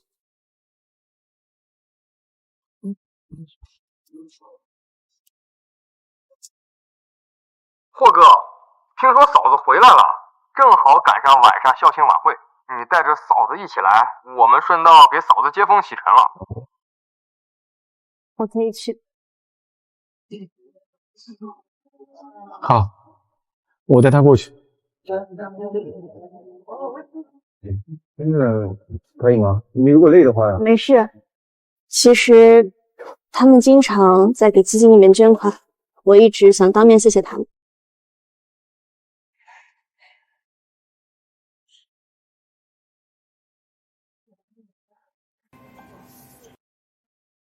能找到这么优秀的妻子，股票怎么看就这么看，必须得多活几倍。嫂子，嫂子，欢迎回国。宋小姐，一路辛苦了。可把顾总心心念念的人给盼回来了。你要是再不回来，他都快把公司搬到日内去了。好久不见，多谢你们对战区儿童的贡献。叶里，好久不见。这位是？好久不见，学长。这是我太太宋之意。咱们这神秘的霍太太啊，今天啊可算是现身了。就是，叶里，他们可真也是。听说宋小姐在外交司工作，需要经常出差吧？尤其是去些不太安稳的地方。工作需要，确实会去很多国家地区。宋小姐可真是敬业哦。听说有些战乱地区挺危险的，霍总也放心让你去吗？这份工作会不会给霍家添麻烦呀？我太太这份工作是代表国家进行外交沟通，促进和平。我不仅放心她去，我更以她为荣。她的责任担当和勇气，在我认识的人里是最顶尖的，所以作为她丈夫，我感到很荣幸。就是，我嫂子那都是干大事的，咱们呢是在和平年代谈生意，她可是在战乱地区求生存，能比吗？这是两码事，对吧？的确，嫂子是能出现在新闻联播上的人物，更是霍家全家族认可的儿媳。她能有这样的成就，还不是靠着霍家投喂资源？我可是靠着自己才能在外企站稳脚跟。霍总，找到这么优秀的妻子，今天你可得多喝几杯啊！好。班长，他胃不好，不能喝酒。他还是第一次在朋友面前维护我。哦，哎，怪我，我把这事忘了。今天咱喝茶啊，坐，喝茶。一会儿啊，还有几个同学会过来。走。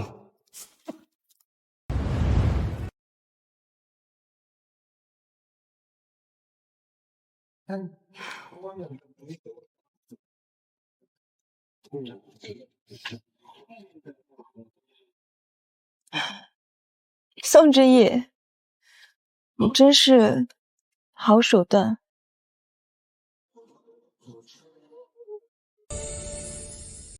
别以为燕里在外人面前维护你是真的爱你，他维护的是霍家的面子而已。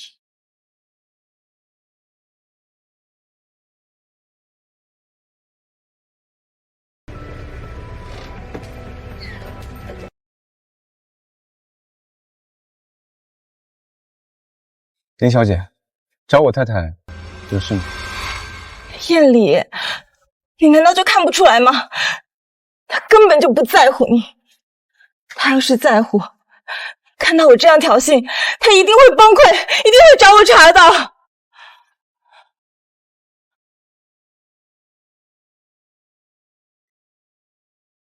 因为我不在乎他是否表现出你所谓的在乎，我在意他就够了。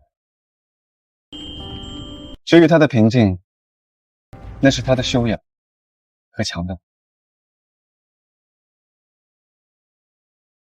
而我不允许任何人以任何方式让他受半点委屈。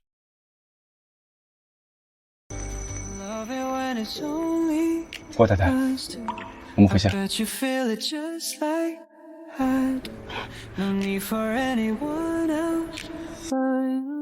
我真的努力了，嫌我家世不行，我努力提升自我。等我好不容易站在高处，他却名花有主了。宋之义，林小姐，能跟你聊聊吗？就几分钟。可以。我认输，彻底认输。林小姐，我不觉得我们之间有什么输赢可言。是吗？可在我看来，我们之间就是一场战争。我用尽了办法，努力提升自己，制造各种偶遇，以为只要让你难堪，就可以动摇它。现在看来，我的这些招数在你面前就像笑话。林小姐，你有梦想？是吗？是吗？我记得你是外企驻华高管，你还有什么更大的目标吗？驻华总裁不是那么好当的。我本来以为做到高管就可以站在霍艳丽的身边，不如找一个靠山。把人生寄托在别人身上，终究是空中楼阁。你很优秀，你很好，你可以靠自己走出一条更精彩、更独立的路，甚至比他们更高、更远。宋之义，这一刻我才知道为什么他们都喜欢你。我以后还能联系你吗？不是关于霍艳丽，在我想找人聊聊的时候。有时间的话，当然可以。林小姐，我还有事，我就先走了。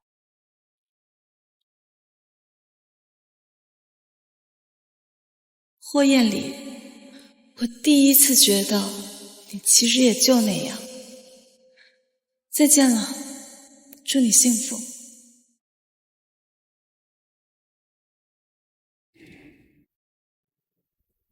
艳丽啊，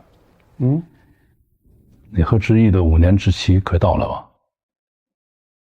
你怎么想的？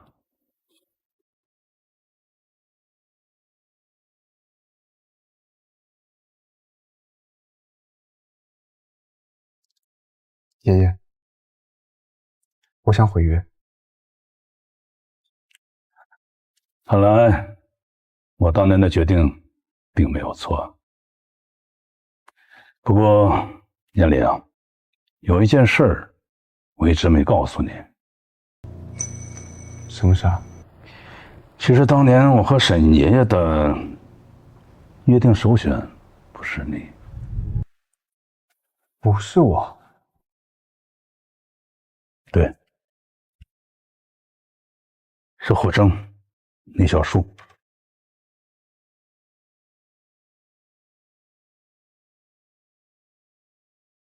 为什么是小树啊？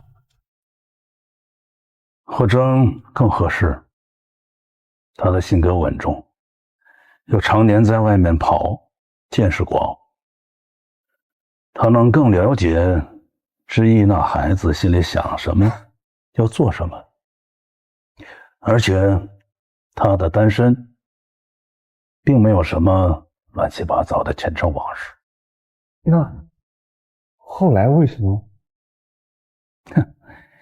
霍征那小子，后来他知道了，直接就拒绝了。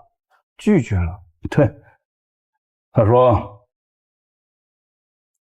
他和知意适合做战友，但却给不了他人间烟火，说你更合适。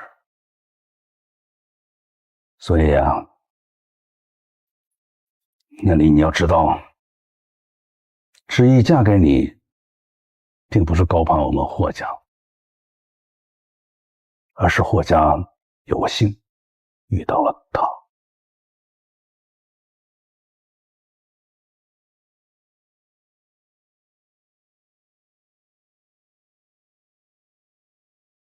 有些机会看似是束缚，实则是馈赠。我差点亲手将这份馈赠丢弃。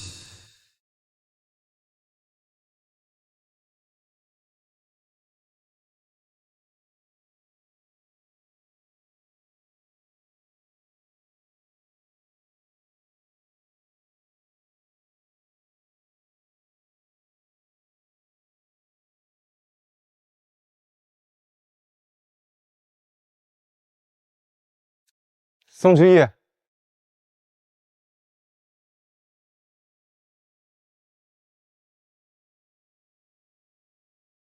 燕里，你怎么来了？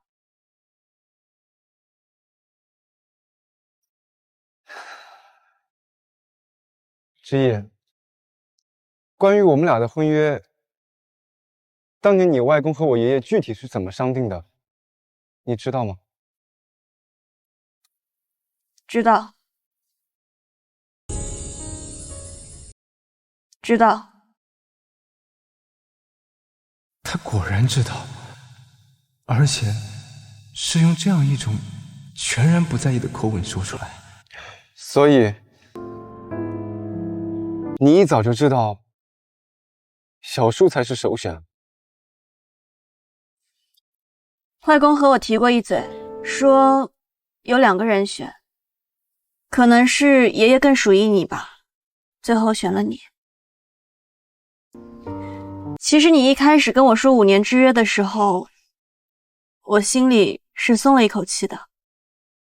对于我来说，5年可以让我履行好责任，5年期到，我可以没有负担的去做自己想做的事情。当时的我一直以为自己才是那个提出契约、掌控全局的人，可后来才发现，那5年是他早已默默计算好忍耐和尽责的倒计时。对了，我的借调任命书下来了，这2天应该就会走。去哪里？要多久？2年，去中东。已经确定了吗？没有任何回旋的余地了吗？没有，已经在最后流程了。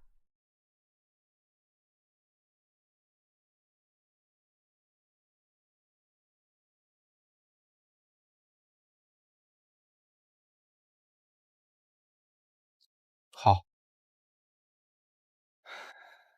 我尊重你的决定。明天回霍家老宅吃个饭吧，让大家给你见个行。好。我公司还有事情，我先回去了。各自好，各自坏，各自生活的自在，毫无关联的存在，直到你出现在我眼中，躲不开。霍艳丽，你的心意我也明白，但我不想因为自己想做的事情而把你给困在婚姻里。或许你有更好的归宿。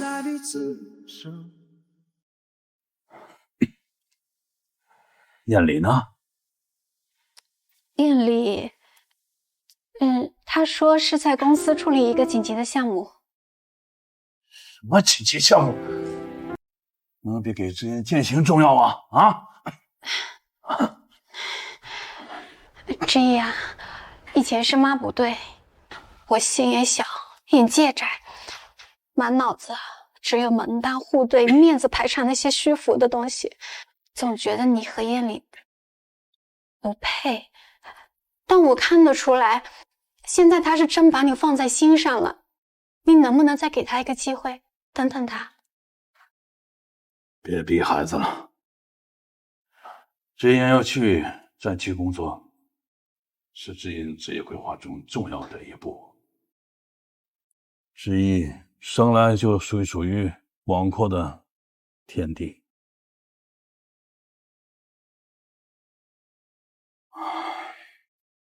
这样，无论你走到哪儿，做什么，一定要平平安安。霍家永远都是你最坚强的后盾。谢谢爷爷。大嫂，你一定要好好的，我会想你的。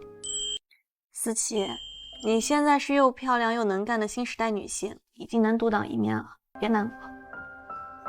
大嫂，刚开始的时候，我和周哥、季哥他们都觉得你太闷，家世背景和我们也不是一路，觉得你攀了高枝，所以那时候看你的眼光也带了一些偏见，甚至是等着看笑话。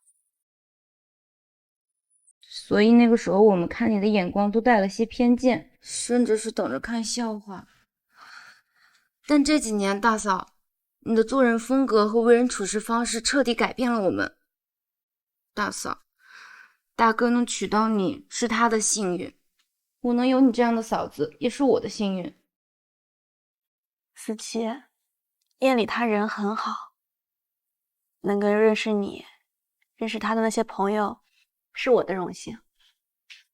对了，大嫂，你出门在外，这是慕白哥他们整理的当地战区的医院、诊所、无国界医生的组织联络点，还有几家信誉良好的国际安保公司，以及紧急情况下能提供临时闭锁的安全屋地址，托我转交给你。这太周到了，也很珍贵，谢谢你们。大哥到底在想些什么呀？怎么还不来抓住最后的机会？之一，有些情绪，有些坎儿，没有人可以代替，更不能催促。你要给他时间和空间去解决它，急不得。行了，让之一早点回去休息了，别误了明天飞机啊。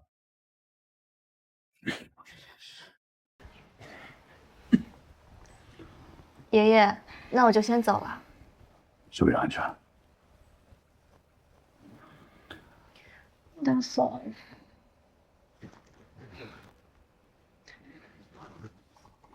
之一，注意安全。咱们那边见。是能给我自由的我。再见。坐在屋顶晨光之上，留出一段空白生活。没有人发现我。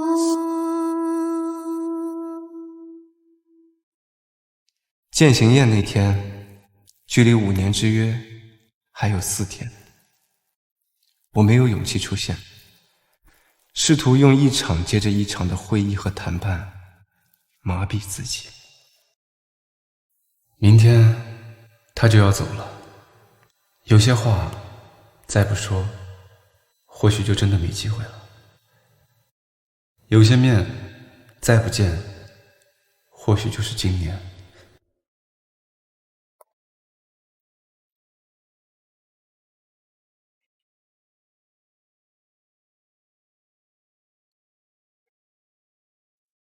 是我。有事吗？我在你宿舍门口，有些话还是想和你当面说。好，等我一下。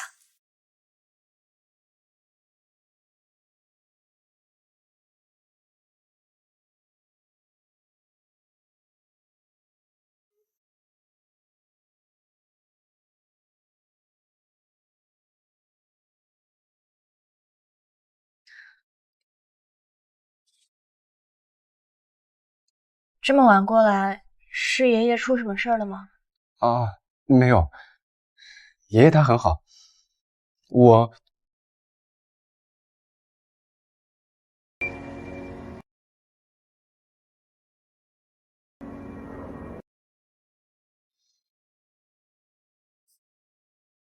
你明天几点飞机啊？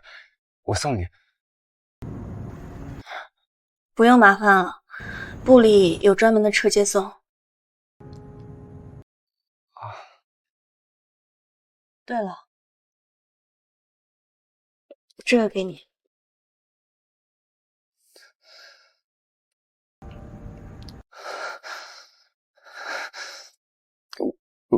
我说过，我收回5年之约啊。夜里，你的世界在这里，而我甚至不知道我的终点在哪里，明天会如何？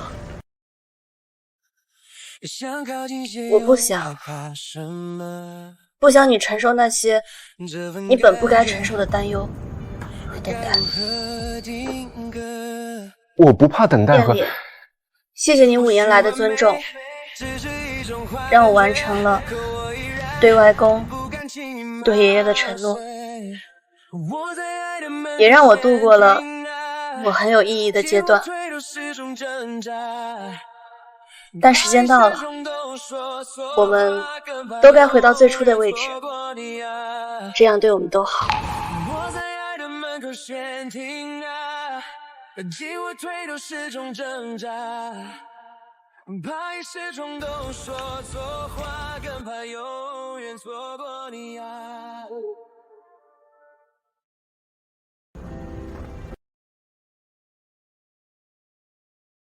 签了吧，等我到那里，可以让大使馆办理，或者委托律师，不会太麻烦你的。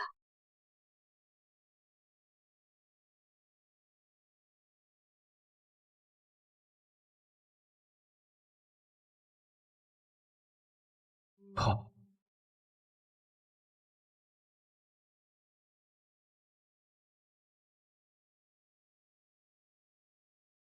一切似乎都该回到原点了。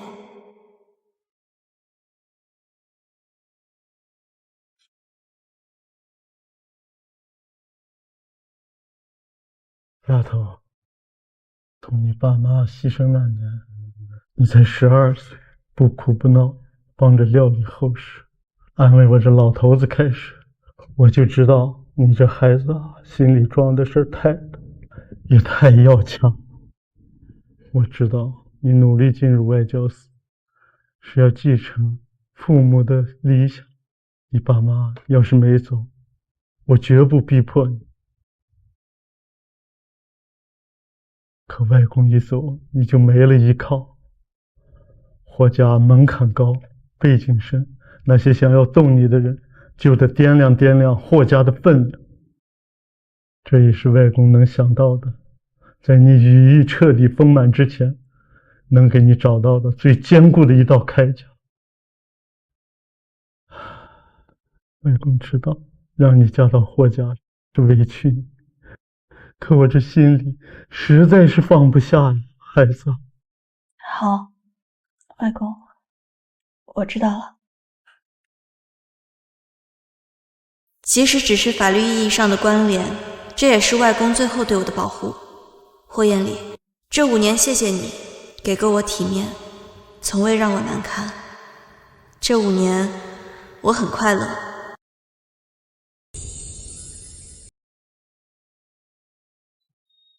我们都该回到最初的位置，这样对我们都好。寺院。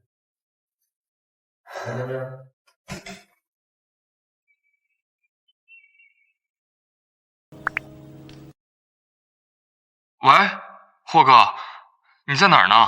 没事吧？我没事，在公司。哦，那就好。嫂子她飞机应该起飞了。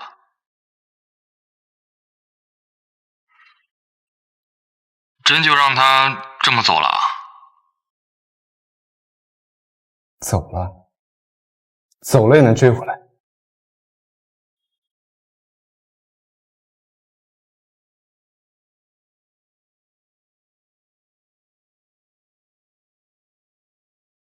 司机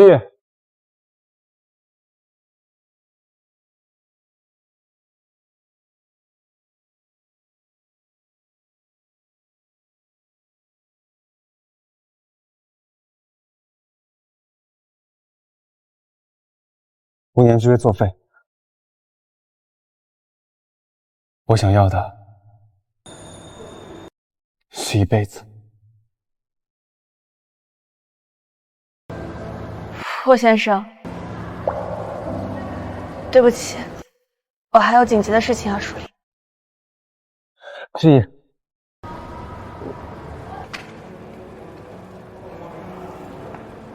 我不是想让你停下，或者说改变方向。我想要的是，在以后的路上，我可以陪着你一起。霍先生，你知道陪着我意味着什么吗？那不是京市、日内这样的大城市，而是你的圈子、你的事业会彻底被打乱，还需要常年忍受离别的痛苦，甚至等来坏消息的日子。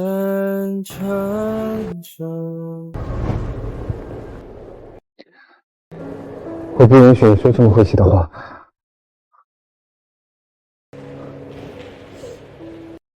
可这是事实。艳丽，我不想用婚姻束缚你，你应该有正常的家庭，安稳的陪伴，也许还会有孩子。可这些宋之意现在给不了你，可预见的未来也给不了。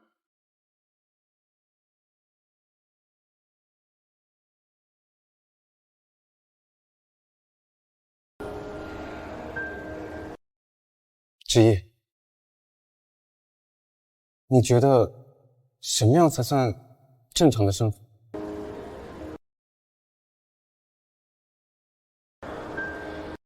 朝九晚5，结婚生子，儿孙绕膝。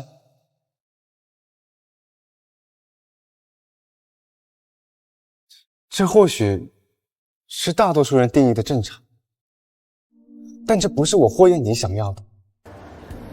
我想要的是在你需要帮助的时候，可以第一时间出现在你身边。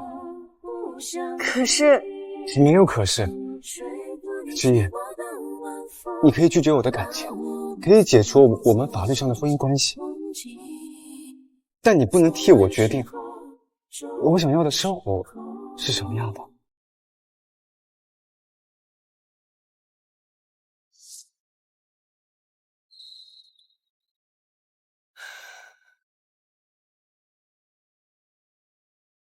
我尊重你的决定，尊重你对未来的规划，也尊重你不想拖累任何人的心意。所以，离婚协议我已经签好。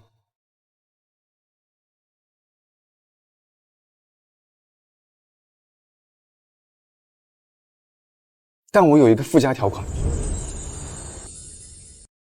附加条款不是法律条款，是君子协定。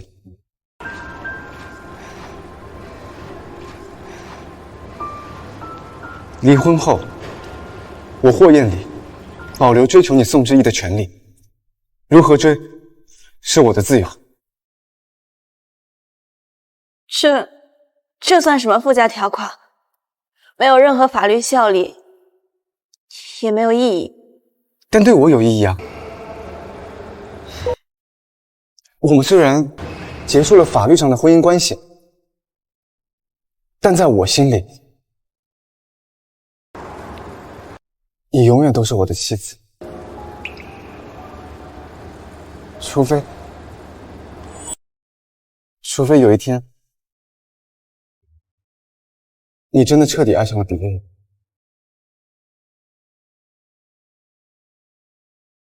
但在那之前，我心里的位置一直都会给你留着。你接不接受是你的事情，我怎么做是我的事情。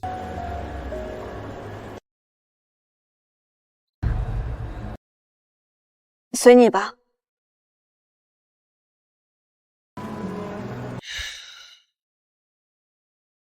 离婚证办好了，我给你邮寄过去。我回去了。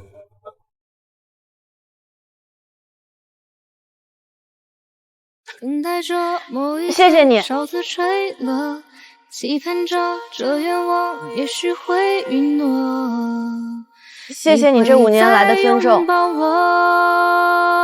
谢谢你没有将这约定的婚姻变成一场闹剧，也谢谢你的成全。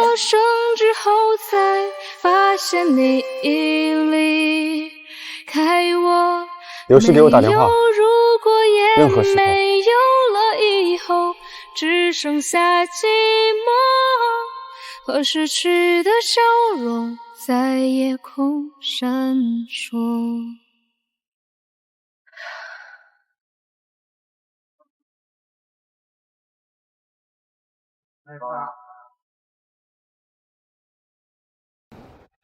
临时请各位董事过来，是有一项重要的战略调整。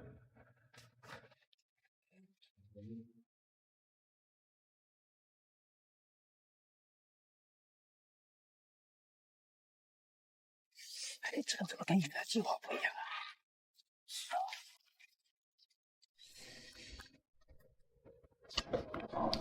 霍氏集团将出资20亿设立非公募性质的霍氏和平发展基金会，同时，霍氏集团每年利润的20%将投入该基金会作为长期运营。另外，我个人追加10亿资金，同时担任基金理事长。艳丽，这个基金会的利益是好的，20亿初始资金也是大家能够承担的，但集团每年20%利润，那就是上百亿了。拿出这么多钱来做公益，这个投资会不会有点大？是啊，霍总，20%太高了，或者2%或者3%呢？你们的建议我听取了，但这项议案是我经过深思熟虑的，不是一时冲动，也不是出于个人原因。这是我认为，这是霍氏在高速发展阶段应该承担起的社会责任，同时，也是在未来商业布局中无法用金钱衡量的长期价值投资。这项议案从即日起开始执行。怎么会这样子？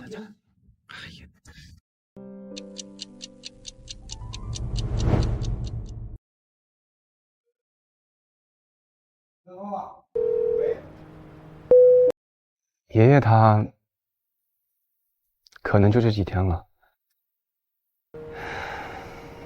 他一直念叨你。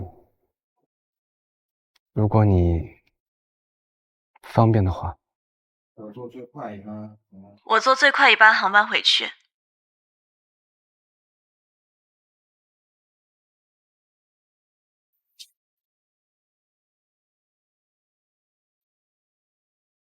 爷爷，我回来了。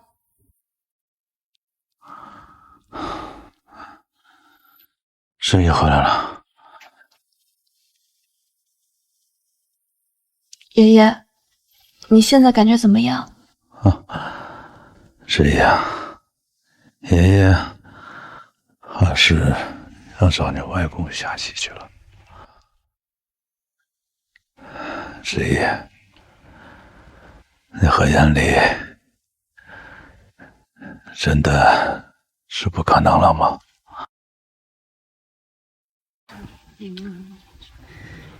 爷爷，我现在很好，夜里他也很好。好孩子，爷爷不会再逼你了。你呢？会疼吗？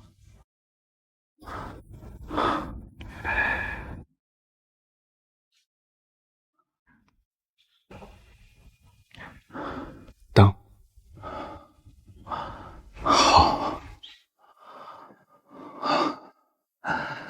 你们俩都是倔脾气。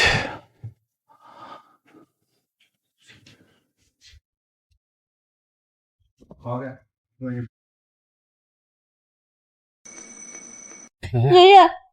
爷爷，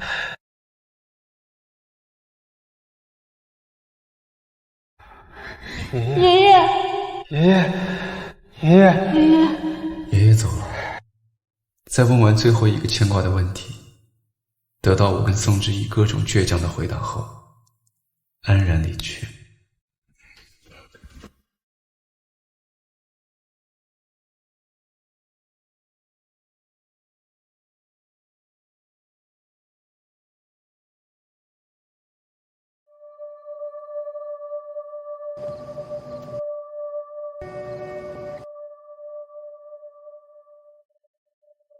就送到这里吧。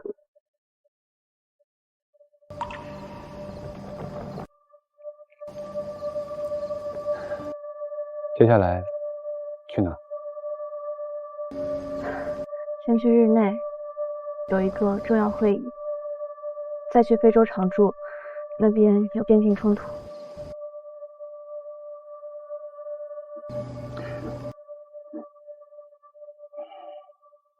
注意安全。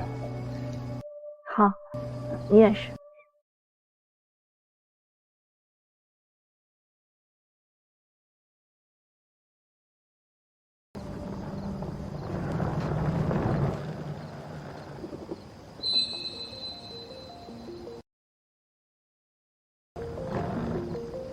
霍元礼，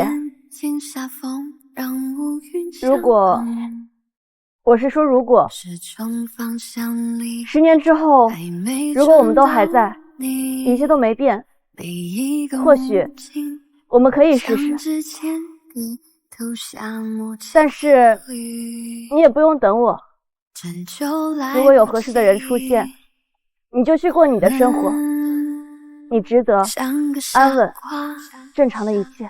告别懵懂，还什么都不懂，爱情啊，总向往着平淡，安静的你，静得像本世纪，想带你去启程某一个归途，想霍哥，和你一起晚上老地方见呗，哥几个陪你喝点。不喝了，他跟我定了10年之约，我要留个好身体。什么玩意儿？10年之约？人生有几个10年啊，大哥？他说了，10年之后跟我在一起。你俩真是一对，一个感情，一个感应。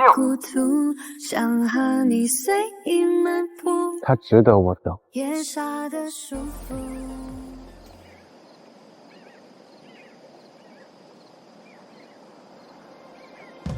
人生这条路很漫长，希望我走在路上，路的尽头始终有你。宋之意，10年而已，我等得起。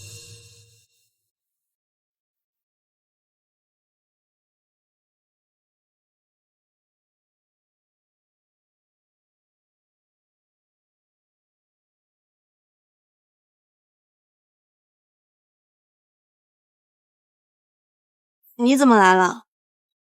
我来看看你的工作环境。你不用因为你有你的山河要守护，我也有我自己的山河要守护。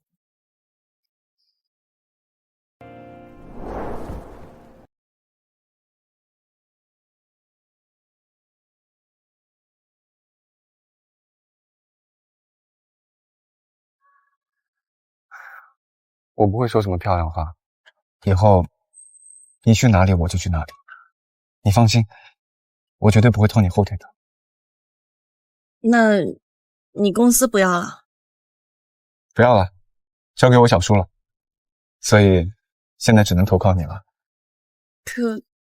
可是，放心，不用有压力，对我像对你助手一样就好，就像阿米尔一样。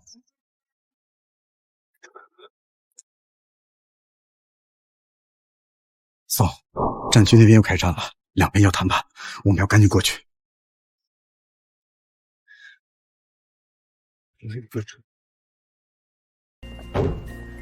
上去啊！走吧。好吧。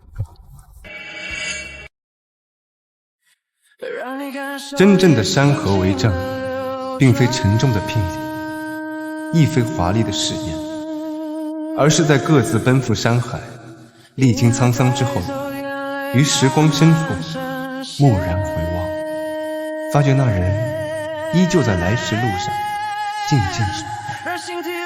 山河沉默，岁月无声，而我一直在他身旁。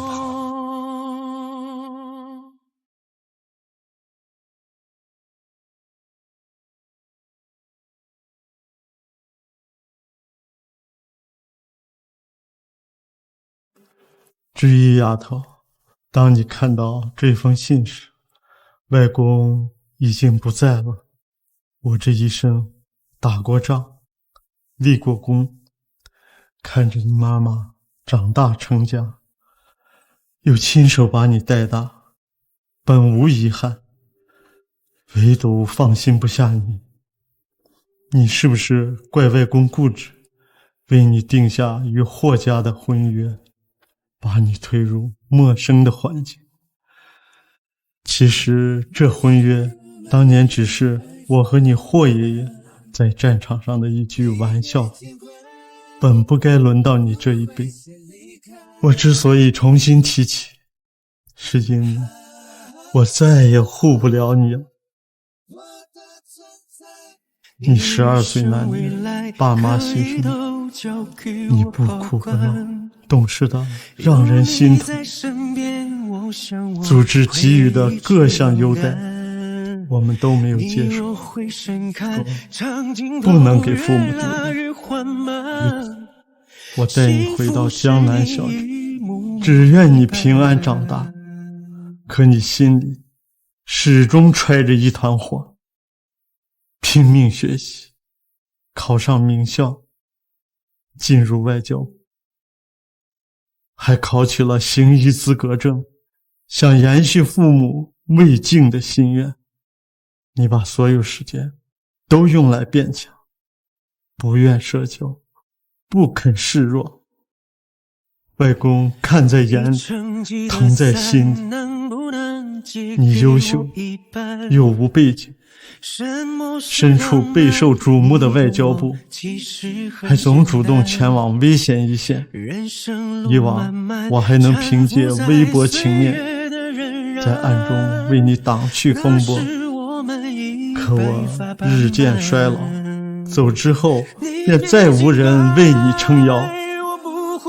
思来想去，我只能求助霍家，求他们履行当年约定，接纳。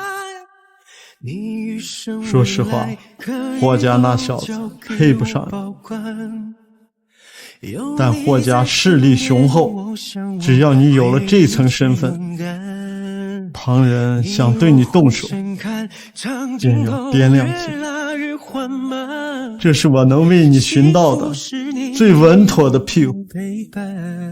我知道你总把苦难藏在心里，执行任务时身负重伤，留下疤痕，却从不提及。外公心如刀绞，却不敢多问，唯恐打破你仅存的平静。我希望霍家小子能看到你的好，真心待你。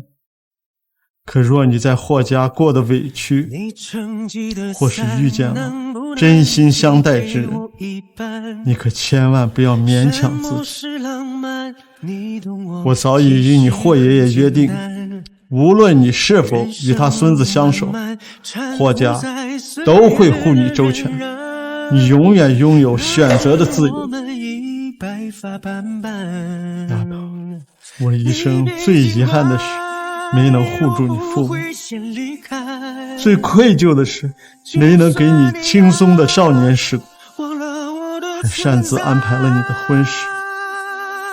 可外公真的很爱你，只愿你往后平安喜乐，能做自己想做的事，爱自己想爱的人，不必再独自背负一切。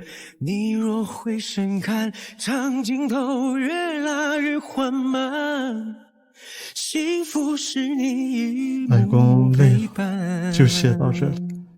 永远爱你，幸福是你一幕幕陪伴。